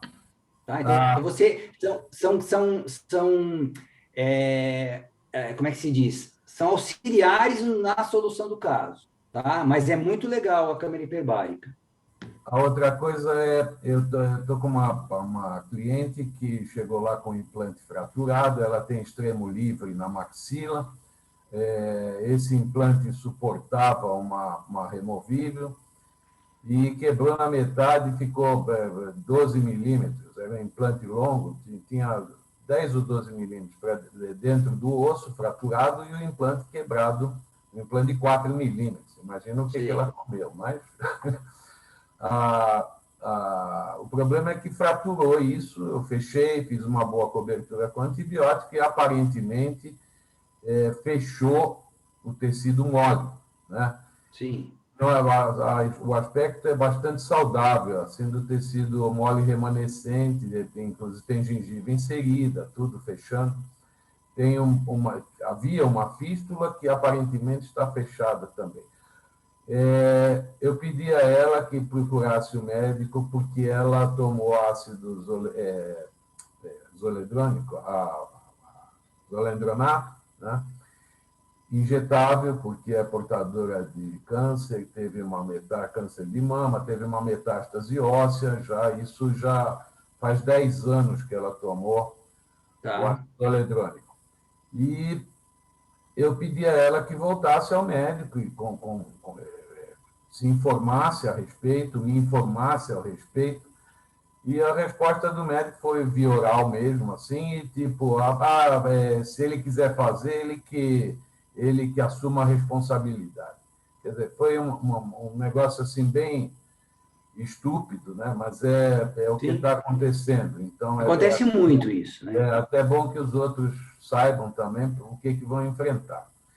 E eu disse a ela, olha, eu até assumo a responsabilidade de tirar isso aí, mas eu gostaria de saber se existe alguma outra forma da gente resolver isso, de curar uma fístula, de ter algum agente que poderia neutralizar mais rapidamente essa junção, essa união do ácido zoledrônico à hidroxiapatita. Como é que eu poderia trabalhar os osteoclastos nessa região para que voltassem a... Infelizmente, você não tem controle sobre isso. O que você pode fazer, se eu não analisei, mas você pode deixar esse implante fraturado lá. Foi o que eu optei. A princípio, foi o que eu optei. O que acontece é que, se isso vier a fistular no futuro, isso vai ter que ser removido. Aí não tem jeito. Aí você vai ter que pôr uma grefina lá e tirar isso aí e torcer para não ter mais problemas. Mas é aí que está o X da questão. Às esse vezes, problema... sobrou um pouquinho de rosca interna, lá a gente tenta com retriever. Mas... se for o caso, se for retriever, é até mais fácil, né? Se conseguir encaixar o retriever e travar, aí é até fácil. Quanto mais protegido isso ficar, melhor. E a sua recomendação, por exemplo, numa prótese, eu tinha pensado, até eu não gosto de usar, eu sempre contraindiquei as próteses de nylon lá, aquelas que têm o grampo de nylon também. Eu não uso. Pois eu também não uso, mas para o caso dela, para eu não ter um suporte excessivo sobre o canino, eu até pensei em utilizar, mas pelo que eu ouvi de você agora, foi que o contato da prótese com a gengiva poderia acabar prejudicando mais do que a remoção do implante. Não, assim, você só vai saber disso se você usar. Pode ser que tenha uma cicatrização boa, fique fechadinho lá e você nem perceba. Só fazendo para ter certeza, tá? Ou, acho que não tem problema, depende do perfil do paciente, você pode fazer isso agora, Você falou que ela tomou o remédio há 10 anos atrás. 10 anos. Se você for analisar, você tem 0,5% de possibilidade de dar problema. É pequena a chance, acho que vale a pena você. Mas o importante é você falar isso para o paciente. Nós temos essa possibilidade. Arduamente já com ela, e a gente ainda está nesse... Eu falei, vamos fazer uma boa cobertura, ver se fecha isso, e se for o caso, a gente deixa o estético, que falava o Sesson lá dentro. E planeja de uma outra forma, dependendo do caso, você põe um implante, dependendo se houver possibilidade de colocar o implante em outra posição, ou não. Cada caso é um caso, você replaneja isso, né? Dependendo do perfil do paciente, você deixa isso lá sepultado, ou você remove e põe outro implante no mesmo lugar também, entendeu? Porque a fratura do implante não tem nada a ver com a medicação que ela tomou, né? A segunda hipótese era essa minha, de remoção do remanescente do implante e colocação de um diâmetro mais largo ali na região. O mais comprido, dependendo do caso. Está bem osso integrado, não tem assim... Exatamente, porque se ele quebrou é porque está integrado, né? Se ele quebrou, se não tivesse bem integrado, ele teria saído em vez de quebrado, né? Mas Provavelmente ele estava com uma sobrecarga para quebrar o implante, 99% é alguma carga axial, alguma coisa assim, para ele fraturar, tá? Mas não vamos julgar isso, cada caso é um caso. Relaxa. E fica uma sugestão minha, reavalia. Ou você remove, divide essa possibilidade, você vai assumir, né, que nem o outro lá falou, ele não assume, né? Você vai assumir, às vezes é melhor assumir, resolver e ficar em paz. É deixar o paciente nessa dependência. Exatamente, porque o paciente agora, ele precisa de um apoio, ele quer alguém que resolva o problema dele. Como vai ser é outra história. Porque os médicos, eles não sabem, alguns, né? Eles não sabem e tira da frente, joga para o dentista. Então, se você conseguir resolver, negociando isso com o paciente da melhor forma, dividindo isso com ele, você também vai ser o herói dela, né? Né? Bom, é paciente antiga já, tem 30 anos. Tá? Então, vocês já se conhecem, né? Ela já sabe que você vai resolver, né? Tá? Eu gostaria de agradecer a palestra, foi muito boa e está sendo agora, inclusive, com a abertura agora para a gente colocar as necessidades nossas aqui, mas parabéns pela apresentação. Eu te agradeço aí o prestígio, tá bom? E estou à disposição, se você precisar de mim para alguma coisa, tá? Já anotei. Tá bom. Carlinhos, tem uma pergunta aqui da Mariângela. Você tem experiência de aplicação de laser de baixa potência com PDT? Olha, o laser, eu vou ser sincero, eu não tenho experiência porque o laser é um negócio que popularizou tanto que o pessoal usa no automático. Acho que o laser é um negócio muito legal, mas ele só serve para esse tipo de situação. Ele só serve para diminuir a inflamação, tá? Assim, de uma forma geral, tá? Eu não gosto Tem gente que usa o laser como lá no automático, na maquininha lá, e os resultados são muito pobres. Porque, na verdade, não é que o laser não funciona, ele é mal aplicado, né? Mas é mais uma coisa, junto com a câmera hiperbárica, com o PRP, é mais uma coisa que auxilia. Como auxilia na hipersensibilidade, nos implantes, tem gente que já põe implante, já põe o laser, mas sempre no automático. São poucos os profissionais que sabem usar o laser com excelência, na verdade. Mas eu acho válido. Entendi. Eu não uso, tá? Não tenho experiência, tem até o aparelho de laser, mas eu não uso porque eu acho que para usar você tem que ter... Para tudo que eu sou muito assim, ou você faz bem feito ou é melhor encaminhar para quem faz melhor que você. Então, o laser é um negócio que muita gente usa, mas pouca gente sabe utilizar. Tá? Eu sou um dos que não sei utilizar, eu sou o primeiro da lista. Tá?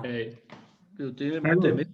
Oi? Eu tenho muito medo, vou ficar mais uma semana sem dormir, né? Cada vez que eu vejo a sua palestra de bifosfonato, eu fico sem sono. Ô, pessoal, nós estamos aí em... O Luiz quer falar. Aí, Luiz, manda bala. Só uma coisa, desliga a tela primeiro. que aparece todo mundo. Desliga a tela. Descompartilha aí, Carlinhos, para abrir a tela. Oi, posso falar? Pode. Carlos, eu queria saber o seguinte, o Prolia, em relação aos outros bifosfonatos, a probabilidade de uma osteonecrose, ela é melhor comparativamente com os outros bifosfonatos? Na verdade, o Prolia, ele cai no injetável, ele tem 18% de possibilidade. Só que ele tem um tempo de vida média mais curto. Ele não fica durante anos no organismo. Ele tem um tempo de duração no organismo em torno de 6 meses. Então, Sim. ele tem vantagens e desvantagens. Tá? Para nós, digamos assim, olhando... se o seu paciente usou, ele vai agir durante 6 meses, mais ou menos, tá? De 6 a 8 meses. Então, se o paciente tomou Prolia, você esperar depois desse tempo, a possibilidade de ele dar problema é muito pequena. Diferentemente, o bifosfonato de comprimido, ele tomou o ano passado, aquilo vai ficar 8 anos. Apesar de ele ter uma possibilidade menor, ele tem um tempo de vida maior no nosso organismo. Então, tem o pró e o contra. Se toma pouco tempo comprimido, aquilo vai ficar um tempão. Então, você não tem como evitar. Agora, se ele tomou Prolia, você pode negociar isso com o paciente, com o médico. Ó, tomou Prolia faz 1 ano. Então, ele já não está mais atuando. Você pode fazer seu implante, seu procedimento, que ele não vai interferir no seu tratamento. Mas e se ele voltar a tomar depois? Então, ele tem que saber que se ele voltar a tomar, isso pode acontecer. Mas aí você já orientou ele. Porque ele é um tratamento médico, né? Você vai É um interromper para tratamento entrar na área médico que odontológica. não depois ele deve volta. ser proibido pela gente. A gente Lógico. não tem... A gente, não vai tomar isso, para de tomar isso. A gente não tem autonomia para isso. Sim. Por isso que eu falei, se acontecer um problema, a gente não tem culpa, mas a gente tem responsabilidade. Então, se o seu paciente, você tomou Prolia, passou o período, você fez seu implante, olha, então se você voltar a tomar o Prolia, ou tomar o bifosfonato, se o seu médico te prescrever, você vai ter essa possibilidade de acontecer isso. Ele está sabendo, você falou isso para ele. Então, você escreve lá na anamnese dele, pede para ele dar um vistinho. Se um dia der um problema, ele nunca vai poder falar para você que não foi avisado. E aí, se você quiser, deu esse problema, nós precisamos resolver, eu vou ter que te cobrar tanto para fazer isso. Ele não vai ter argumento para te jogar essa responsabilidade para você. Porque você fez o que deveria ter feito. Agora lá, nenhum sabia o que fazer, nenhum resolveu, e a paciente, né, ficou perdida. Então, cabe a nós estar discutindo aqui hoje à noite, para a gente entender, para a gente minimizar a nossa responsabilidade. Entendeu? Então, se você souber disso, se você administrar isso da melhor forma, você vai falar para o paciente e vai dormir tranquilo. Agora, se você esquecer, você não sabia, não falou, e o médico fala, foi o seu implante, foi o implante que o dentista fez lá que causou isso. Aí o paciente vem, até você convencer dele do ao contrário, é complicado, é desgastante, é chato, né? Então, a gente tem que usar o nosso conhecimento a nosso favor. Mas Carlos, tem uma pergunta aqui no... Deixa eu ver. Terminando o Prolia ainda, só para finalizar.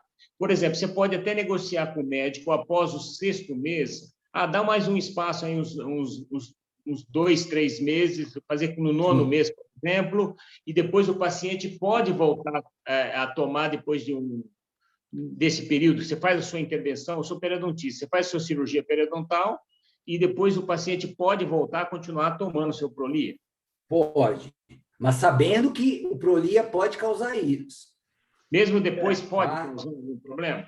Ele tem que tomar o Prolia, na verdade, não é questão de poder. Vai tomar, né? Como eu te falei, ele tem que tomar, porque ele é a senhorinha, normalmente é a senhora que está tendo...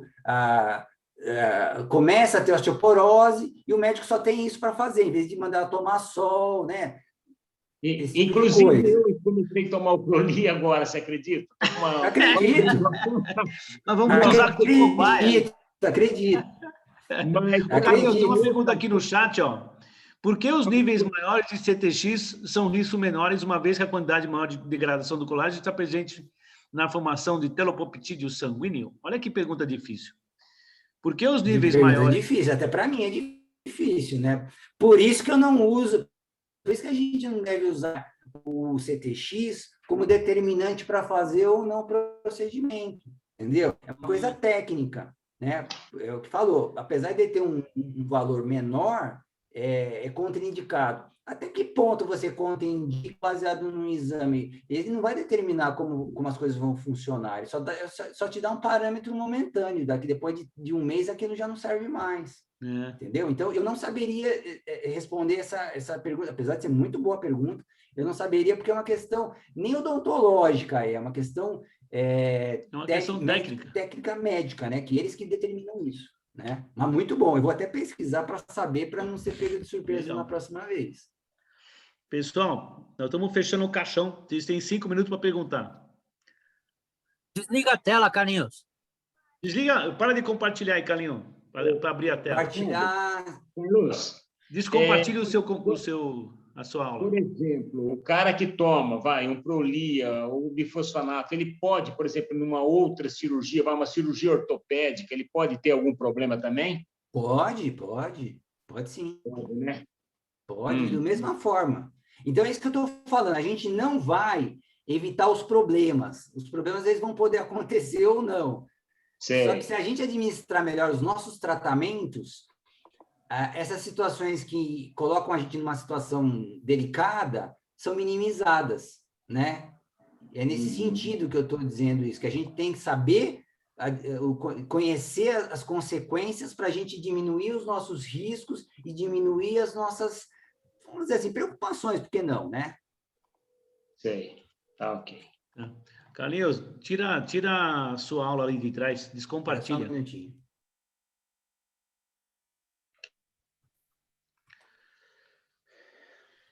Muito legal. Bom, pessoal, vou dar uma surpresa para todos vocês.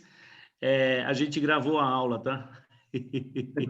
A gente falou que não ia gravar, mas na realidade, pelo assunto ser extremamente importante, clínico, difícil, de avaliação complicada e de resolução muito mais complicada, a gente resolveu deixar gravado para a orientação dos colegas, tá? E como um serviço da PCD do Tucuruvi e como um serviço do Carlinhos, aí uma prestação de serviço para os colegas, tá bom?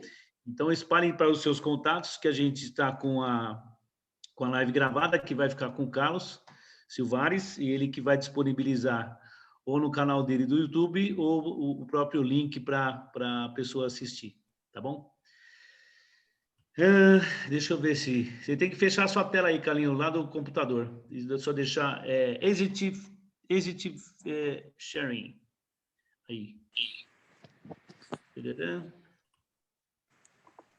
Aí, melhorou. Melhorou, mas está ruim ainda.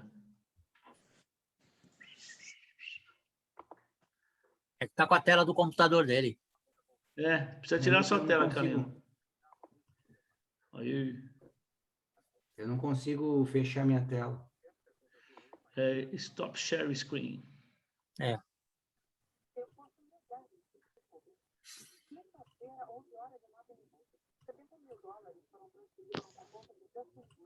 Aí, Vagnão. Olha o Vagnão ali.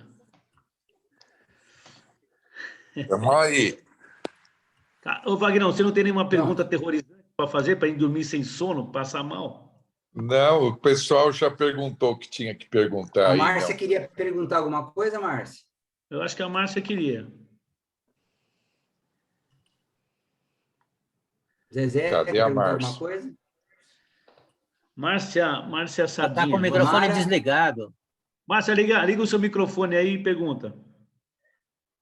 A Mara, se quiser perguntar alguma coisa, Mara. Carlos, excelente aula, obrigada, tá? Valeu. Imagina, é um bate-papo, não é uma aula, não. Quem sou eu para dar aula? Ô, pessoal, Então, nós estamos chegando no A finalzinho Mara, você aí. queria perguntar alguma coisa? Então, Laura? não, na Melhor realidade... melhor sobre isso e depois eu bato um papo com você no particular, tá bom? Fica à vontade, tá? Se eu puder te Eu ajudar. agradeço a sua aula. Ó, muito eu legal. conheço um telefone de um bom terapeuta para vocês, traumatizados com esse assunto aí. A Mara estava falando alguma coisa? Então, Boa noite, gente. na realidade eu ia perguntar sobre o laser, mas aí a colega já perguntou, então Tá já bom. esclareceu aí sobre o laser. Tá. O laser serve, aquilo que eu te falei, ele se aplica em todas, mas eu particularmente vejo tem que saber aplicar o laser, né? Acho que Sim. não é o laser que é o problema, é quem aplica o laser, né? A gente não Sim, sabe sim. usar, poucos sabem usar Sim. o laser com excelência, né? Sim, Ô, sim. Carlos, Eu particularmente nunca tive um caso de necrose no consultório, mas eu acho importante assistir essas palestras, Sim. ver esses casos, porque se não souber resolver, pelo menos saber indicar, né, um Exato. E se tratamento. você não souber e Indicar não um conversar profissional com o que seu saiba. paciente, ele perde a confiança em você. É isso que a gente Sim, não pode, sim. né? O Wagner acho que Sim, quer sim. falar também. Muito eu só quero obrigada. Imagina. Eu agradeço. Só quero dizer Wagner? que... Oi, Carlos. Só quero dizer, Oi. está falando aí do laser, que quem quiser se aprofundar um pouco nesse assunto, que é um assunto, como você falou, é um assunto muito amplo e pouca gente sabe, muito. Nós temos uma colega, a doutora Marina Bello, que tem um conhecimento assim extremamente amplo de laser. Ela sabe Isso. tudo e mais um pouco, e ela dá curso agora mesmo. Ela está dando hoje mesmo, a dela está lá no outro quarto assistindo a aula dela. Ela está dando um curso de 4 dias agora estava dando, hoje é o último dia, mas ela dá vários cursos e ela é simplesmente fantástica. Ela usa muito laser de todos os tipos. Então, quem quiser se aprofundar nesse assunto, entra no Instagram, entra lá, doutora Marina Bello. Vai conhecer muito de laser e tudo que é possível fazer com ele. E obrigado pela aula, Carlinhos, foi ótima. Imagina. Ô, pessoal, eu queria pedir para vocês todos ligarem as câmeras por uns 4, 5 segundos, para eu registrar aqui no grupo de estudo da PCD, tá bom? Eu agradeço se todos ligarem. Marizinha, Galaxy, a Paula, primeira foto já vai sair. Ó, melhor sorriso, por favor. Aí. Agora deixa eu pegar outra tela aqui. Cici, Vivi, Cláudia, todo mundo pode ligar a tela aí para a gente falar um oi e um tchau. Oi, Marizinha. Tudo bem, Marizanhelo? Vamos lá, vamos bater as fotos aqui. Registrar, porque hoje é uma foto, amanhã é um documento histórico. Nossa! A gente tem essa mania no Tucuruvi de fazer história. Oi, Beth. É Beth Ferreira. Ô, meu, tem gente de tudo quanto é lugar de São Paulo, viu, Carlinhos? Parabéns, você deu um ibope danado. Tem muita gente que pediu... Eu agradeço a confiança. Me pediu o link. A gente fez a surpresinha de gravar, então quem quiser e precisar pode pedir para a Elaine, ou pode pedir para o Carlos, ou para mim mesmo, lá em qualquer uma das redes sociais. A gente disponibiliza, tá bom? Carlinhos, eu vou agradecer você mais uma vez, assim, pela sua disponibilidade, pelo seu conhecimento, pela sua facilidade, pela sua didática, e deixar você de prontidão. Ligue, como diziam os velhos, ligue o bip, porque nós vamos precisar de você. Tá bom? Que a gente vai... Para que não nesse caso, né, Laura? Não para resolver essas buchas, assim, né? Não, porque essas coisas assustam muito a gente, né? A gente tem que ter alguém... assusta mesmo. Na hora que chega no nosso consultório, a gente perde o sono, entendeu? É verdade. Então, se a gente puder minimizar isso, na verdade, o que a gente está discutindo aqui não é solucionar problemas, é diminuir preocupações. É verdade, diminui o estresse. Por esquentar de milho para mim de presente. Eu deixei para fora. O que falou? Quem falou? Não ouvi. O microfone ligado. Tem o microfone ligado. Então, na verdade, se vocês analisarem, a solução não é difícil. Se torna difícil quando o caso é difícil. Mas o mais importante é a gente ter a informação, a gente orientar o paciente da melhor forma e minimizar a nossa dor de cabeça, porque, como eu falei, não tem culpa, mas tem responsabilidade. A responsabilidade dói da cabeça da gente, dói, vai dormir com preocupação. Isso, se a gente puder diminuir ou minimizar isso, dependendo do paciente, é uma certa tranquilidade. Oi, Carlos, só te perguntar uma coisinha. Por exemplo, o paciente, então, estando avisado, né, sabendo da possibilidade, quer dizer, quanto mais cedo ele notar qualquer coisa e agir, é a melhor coisa também a ser feita, né? Exatamente isso. Uma pequena lesão. Isso. Existe a possibilidade, já aconteceu, no caso você viu, de ter uma lesão pequena, ser tratada e depois ele voltar a apresentar problema? Essa paciente que eu mostrei foi o caso. Eu resolvi esses 3 pontos e apareceu mais 2 pontos depois. Meu Deus! Mas ela já sabia, aí foi muito mais fácil. Ela que me voltou, olha, estou sentindo alguma coisinha aqui, será que não é de novo? Aí eu abri, removi, suturei, não precisou nem mexer na prótese, mas foi muito mais simples. E ela mesma orientada, ela já diagnosticou, ajudou no diagnóstico, na verdade, né? É como o periodontista, a gente que está nisso, a periodontia, se você orientar o paciente, depois de um tempo fica mais fácil, porque ele já vem quando o problema, alguns, né? Lógico, tem pacientes e pacientes, né? Mas alguns já voltam, falam, nunca ninguém me orientou assim, mas ele já volta com o problema inicial, está iniciando de novo o problema, e você soluciona com mais rapidez, com mais facilidade. É do interesse dele também, né? Deixa eu perguntar uma coisa. Quanto mais informação a gente puder passar para eles, melhor, né? Ô, Carlinhos, como orientação para o paciente, por exemplo, eu vou todo mundo tem rede social aqui. vou fazer um post qualquer, tipo, olha, notícia ou orientação. Se você tem toma alendronato ou toma bifosfonato, qualquer coisa, procure o seu dentista para isso, isso, isso. Qual seria uma orientação possível?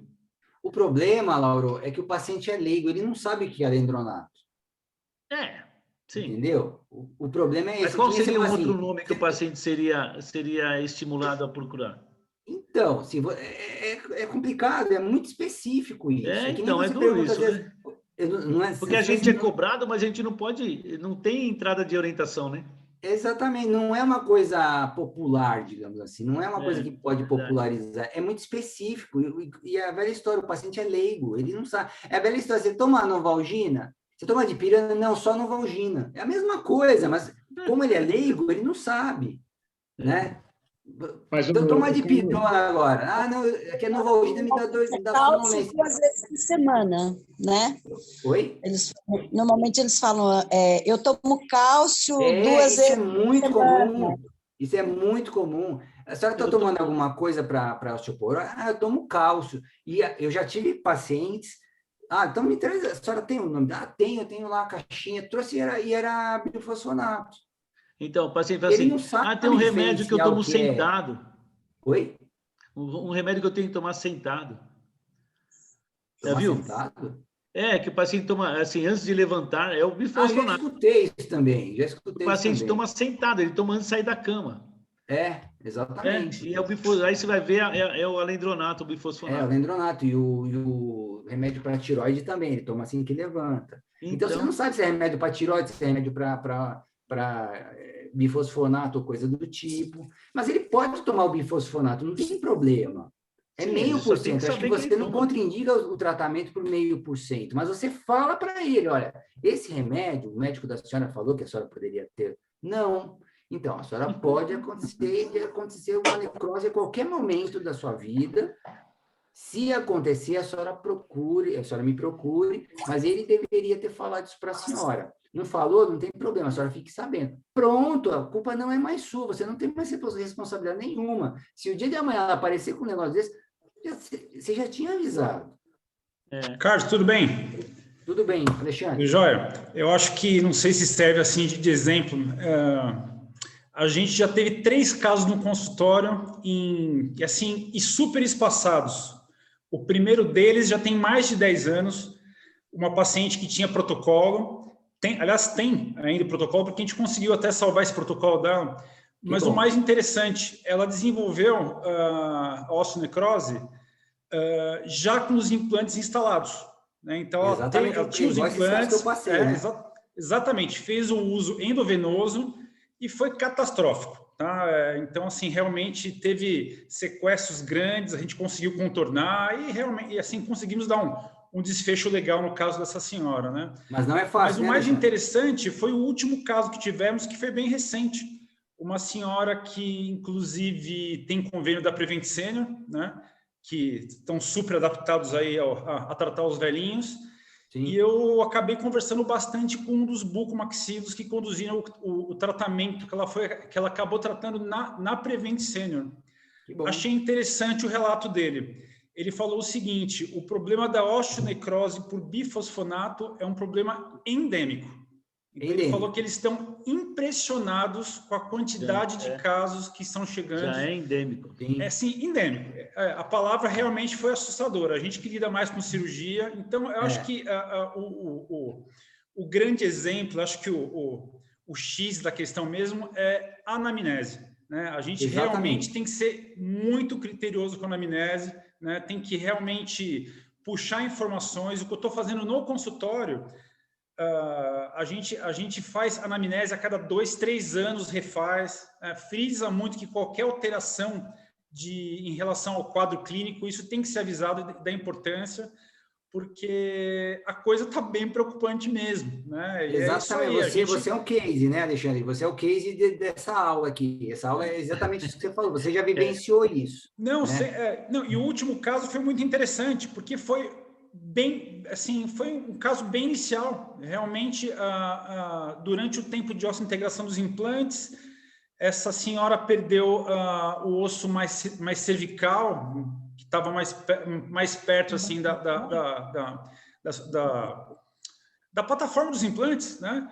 E realmente a gente conseguiu resolver muito bem, né? Com uma curetagem da região, não entramos no caso com Perogard e clorexidina 2% gel, né? Também deu um ótimo resultado, enfim. Mas tá preocupante. Eu acho que é isso aí. Eu acho que temos que ter muita atenção aí realmente na anamnese, né? Se a gente puder evitar isso que você está relatando, né? Ajuda. Estou falando essa história toda, Carlos, até para tirar uma dúvida, né? Em relação às reintervenções. Né? Eu, nesses casos, eu não me aventurei a tentar repetir nada. Né? Eu vou ser muito honesto. Quer dizer, o paciente que já apresentou essa osteonecrose, né? Puxa, será que... primeiro que ele está muito temeroso, né, a repetir o procedimento. E eu também. Então, enfim, eu acho que a minha pergunta em relação a essa reintervenção do paciente que já apresentou o quadro, né? A tua experiência com isso.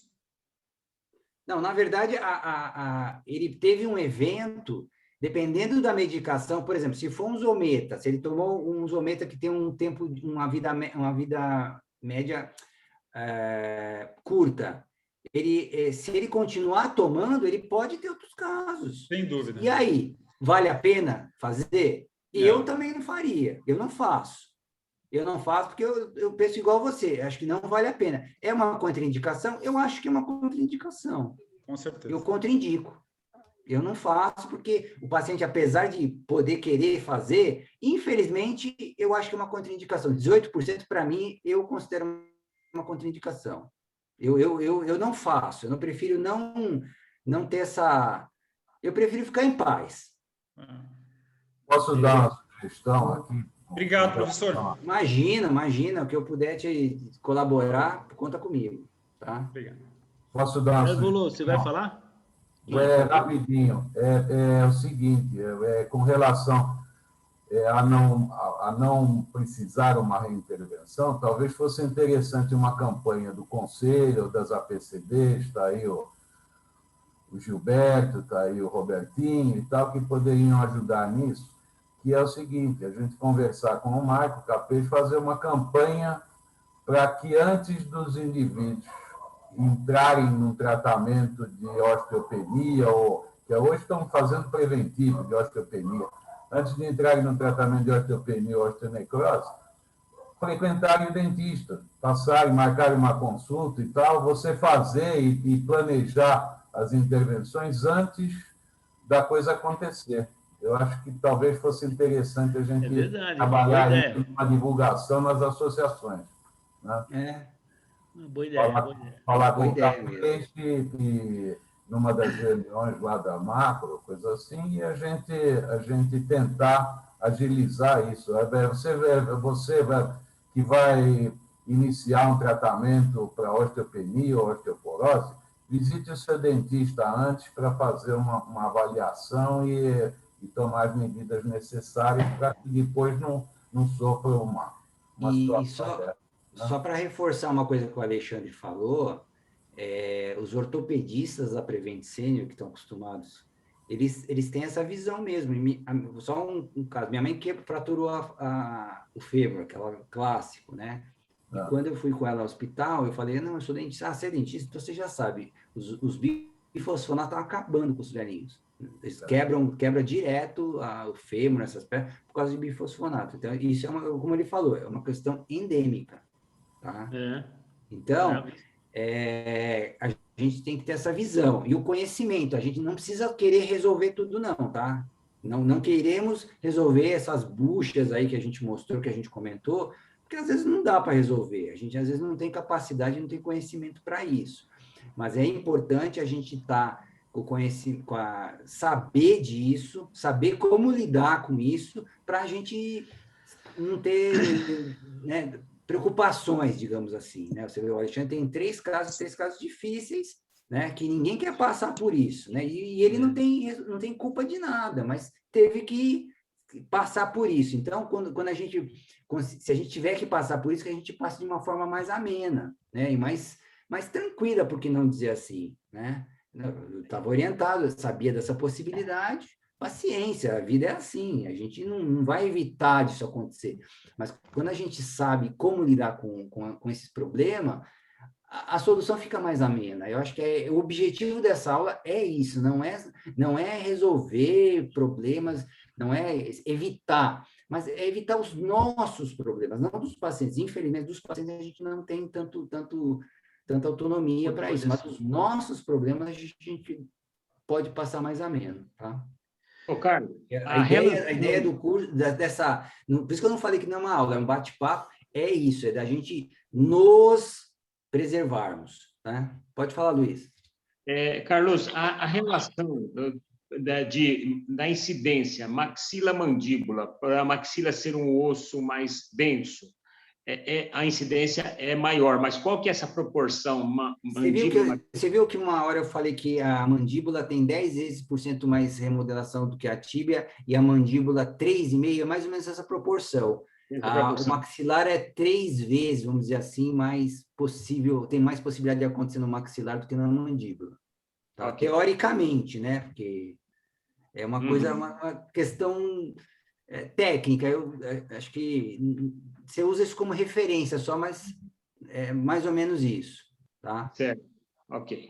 Muito obrigado pela sua aula aí, viu? Muito legal, Carlinhos. Carlinhos, eu fico emocionado, Carlinhos, você só me dá alegria. Bom, pessoal, eu queria agradecer a paciência de todos, a curiosidade de todos. Eu espero que vocês não durmam por várias semanas. Cada vez que o paciente abrir a boca, você vai olhar lá no trigo, e você não está morto. Então, Carlinhos, muito obrigado. Imagina, eu que agradeço. Pré-convidado para daqui a um tempo voltar e assustar a gente de novo. Tomara que já tenha uma solução melhor, né? E todos vocês presentes hoje surgiram temas para a gente, porque o grupo de estudo é aberto, e é assim mesmo que a gente faz. A gente conversa, a gente toma vinho, toma cerveja, bate papo e tira a dúvida, tá bom? Carlinhos, muito obrigado. Pessoal, muito obrigado pela presença. A foto? A foto eu já tirei, ó. Você já está bonito na foto. Vou tirar outra. Eu sou bonito, eu estou bonito. Vou tirar outra. X. Né? Olha lá. Mais uma. Agora deixa eu mudar a tela. Ali. O pessoal de baixo que não ligou a câmera não vai sair bonito. Aí. Aí.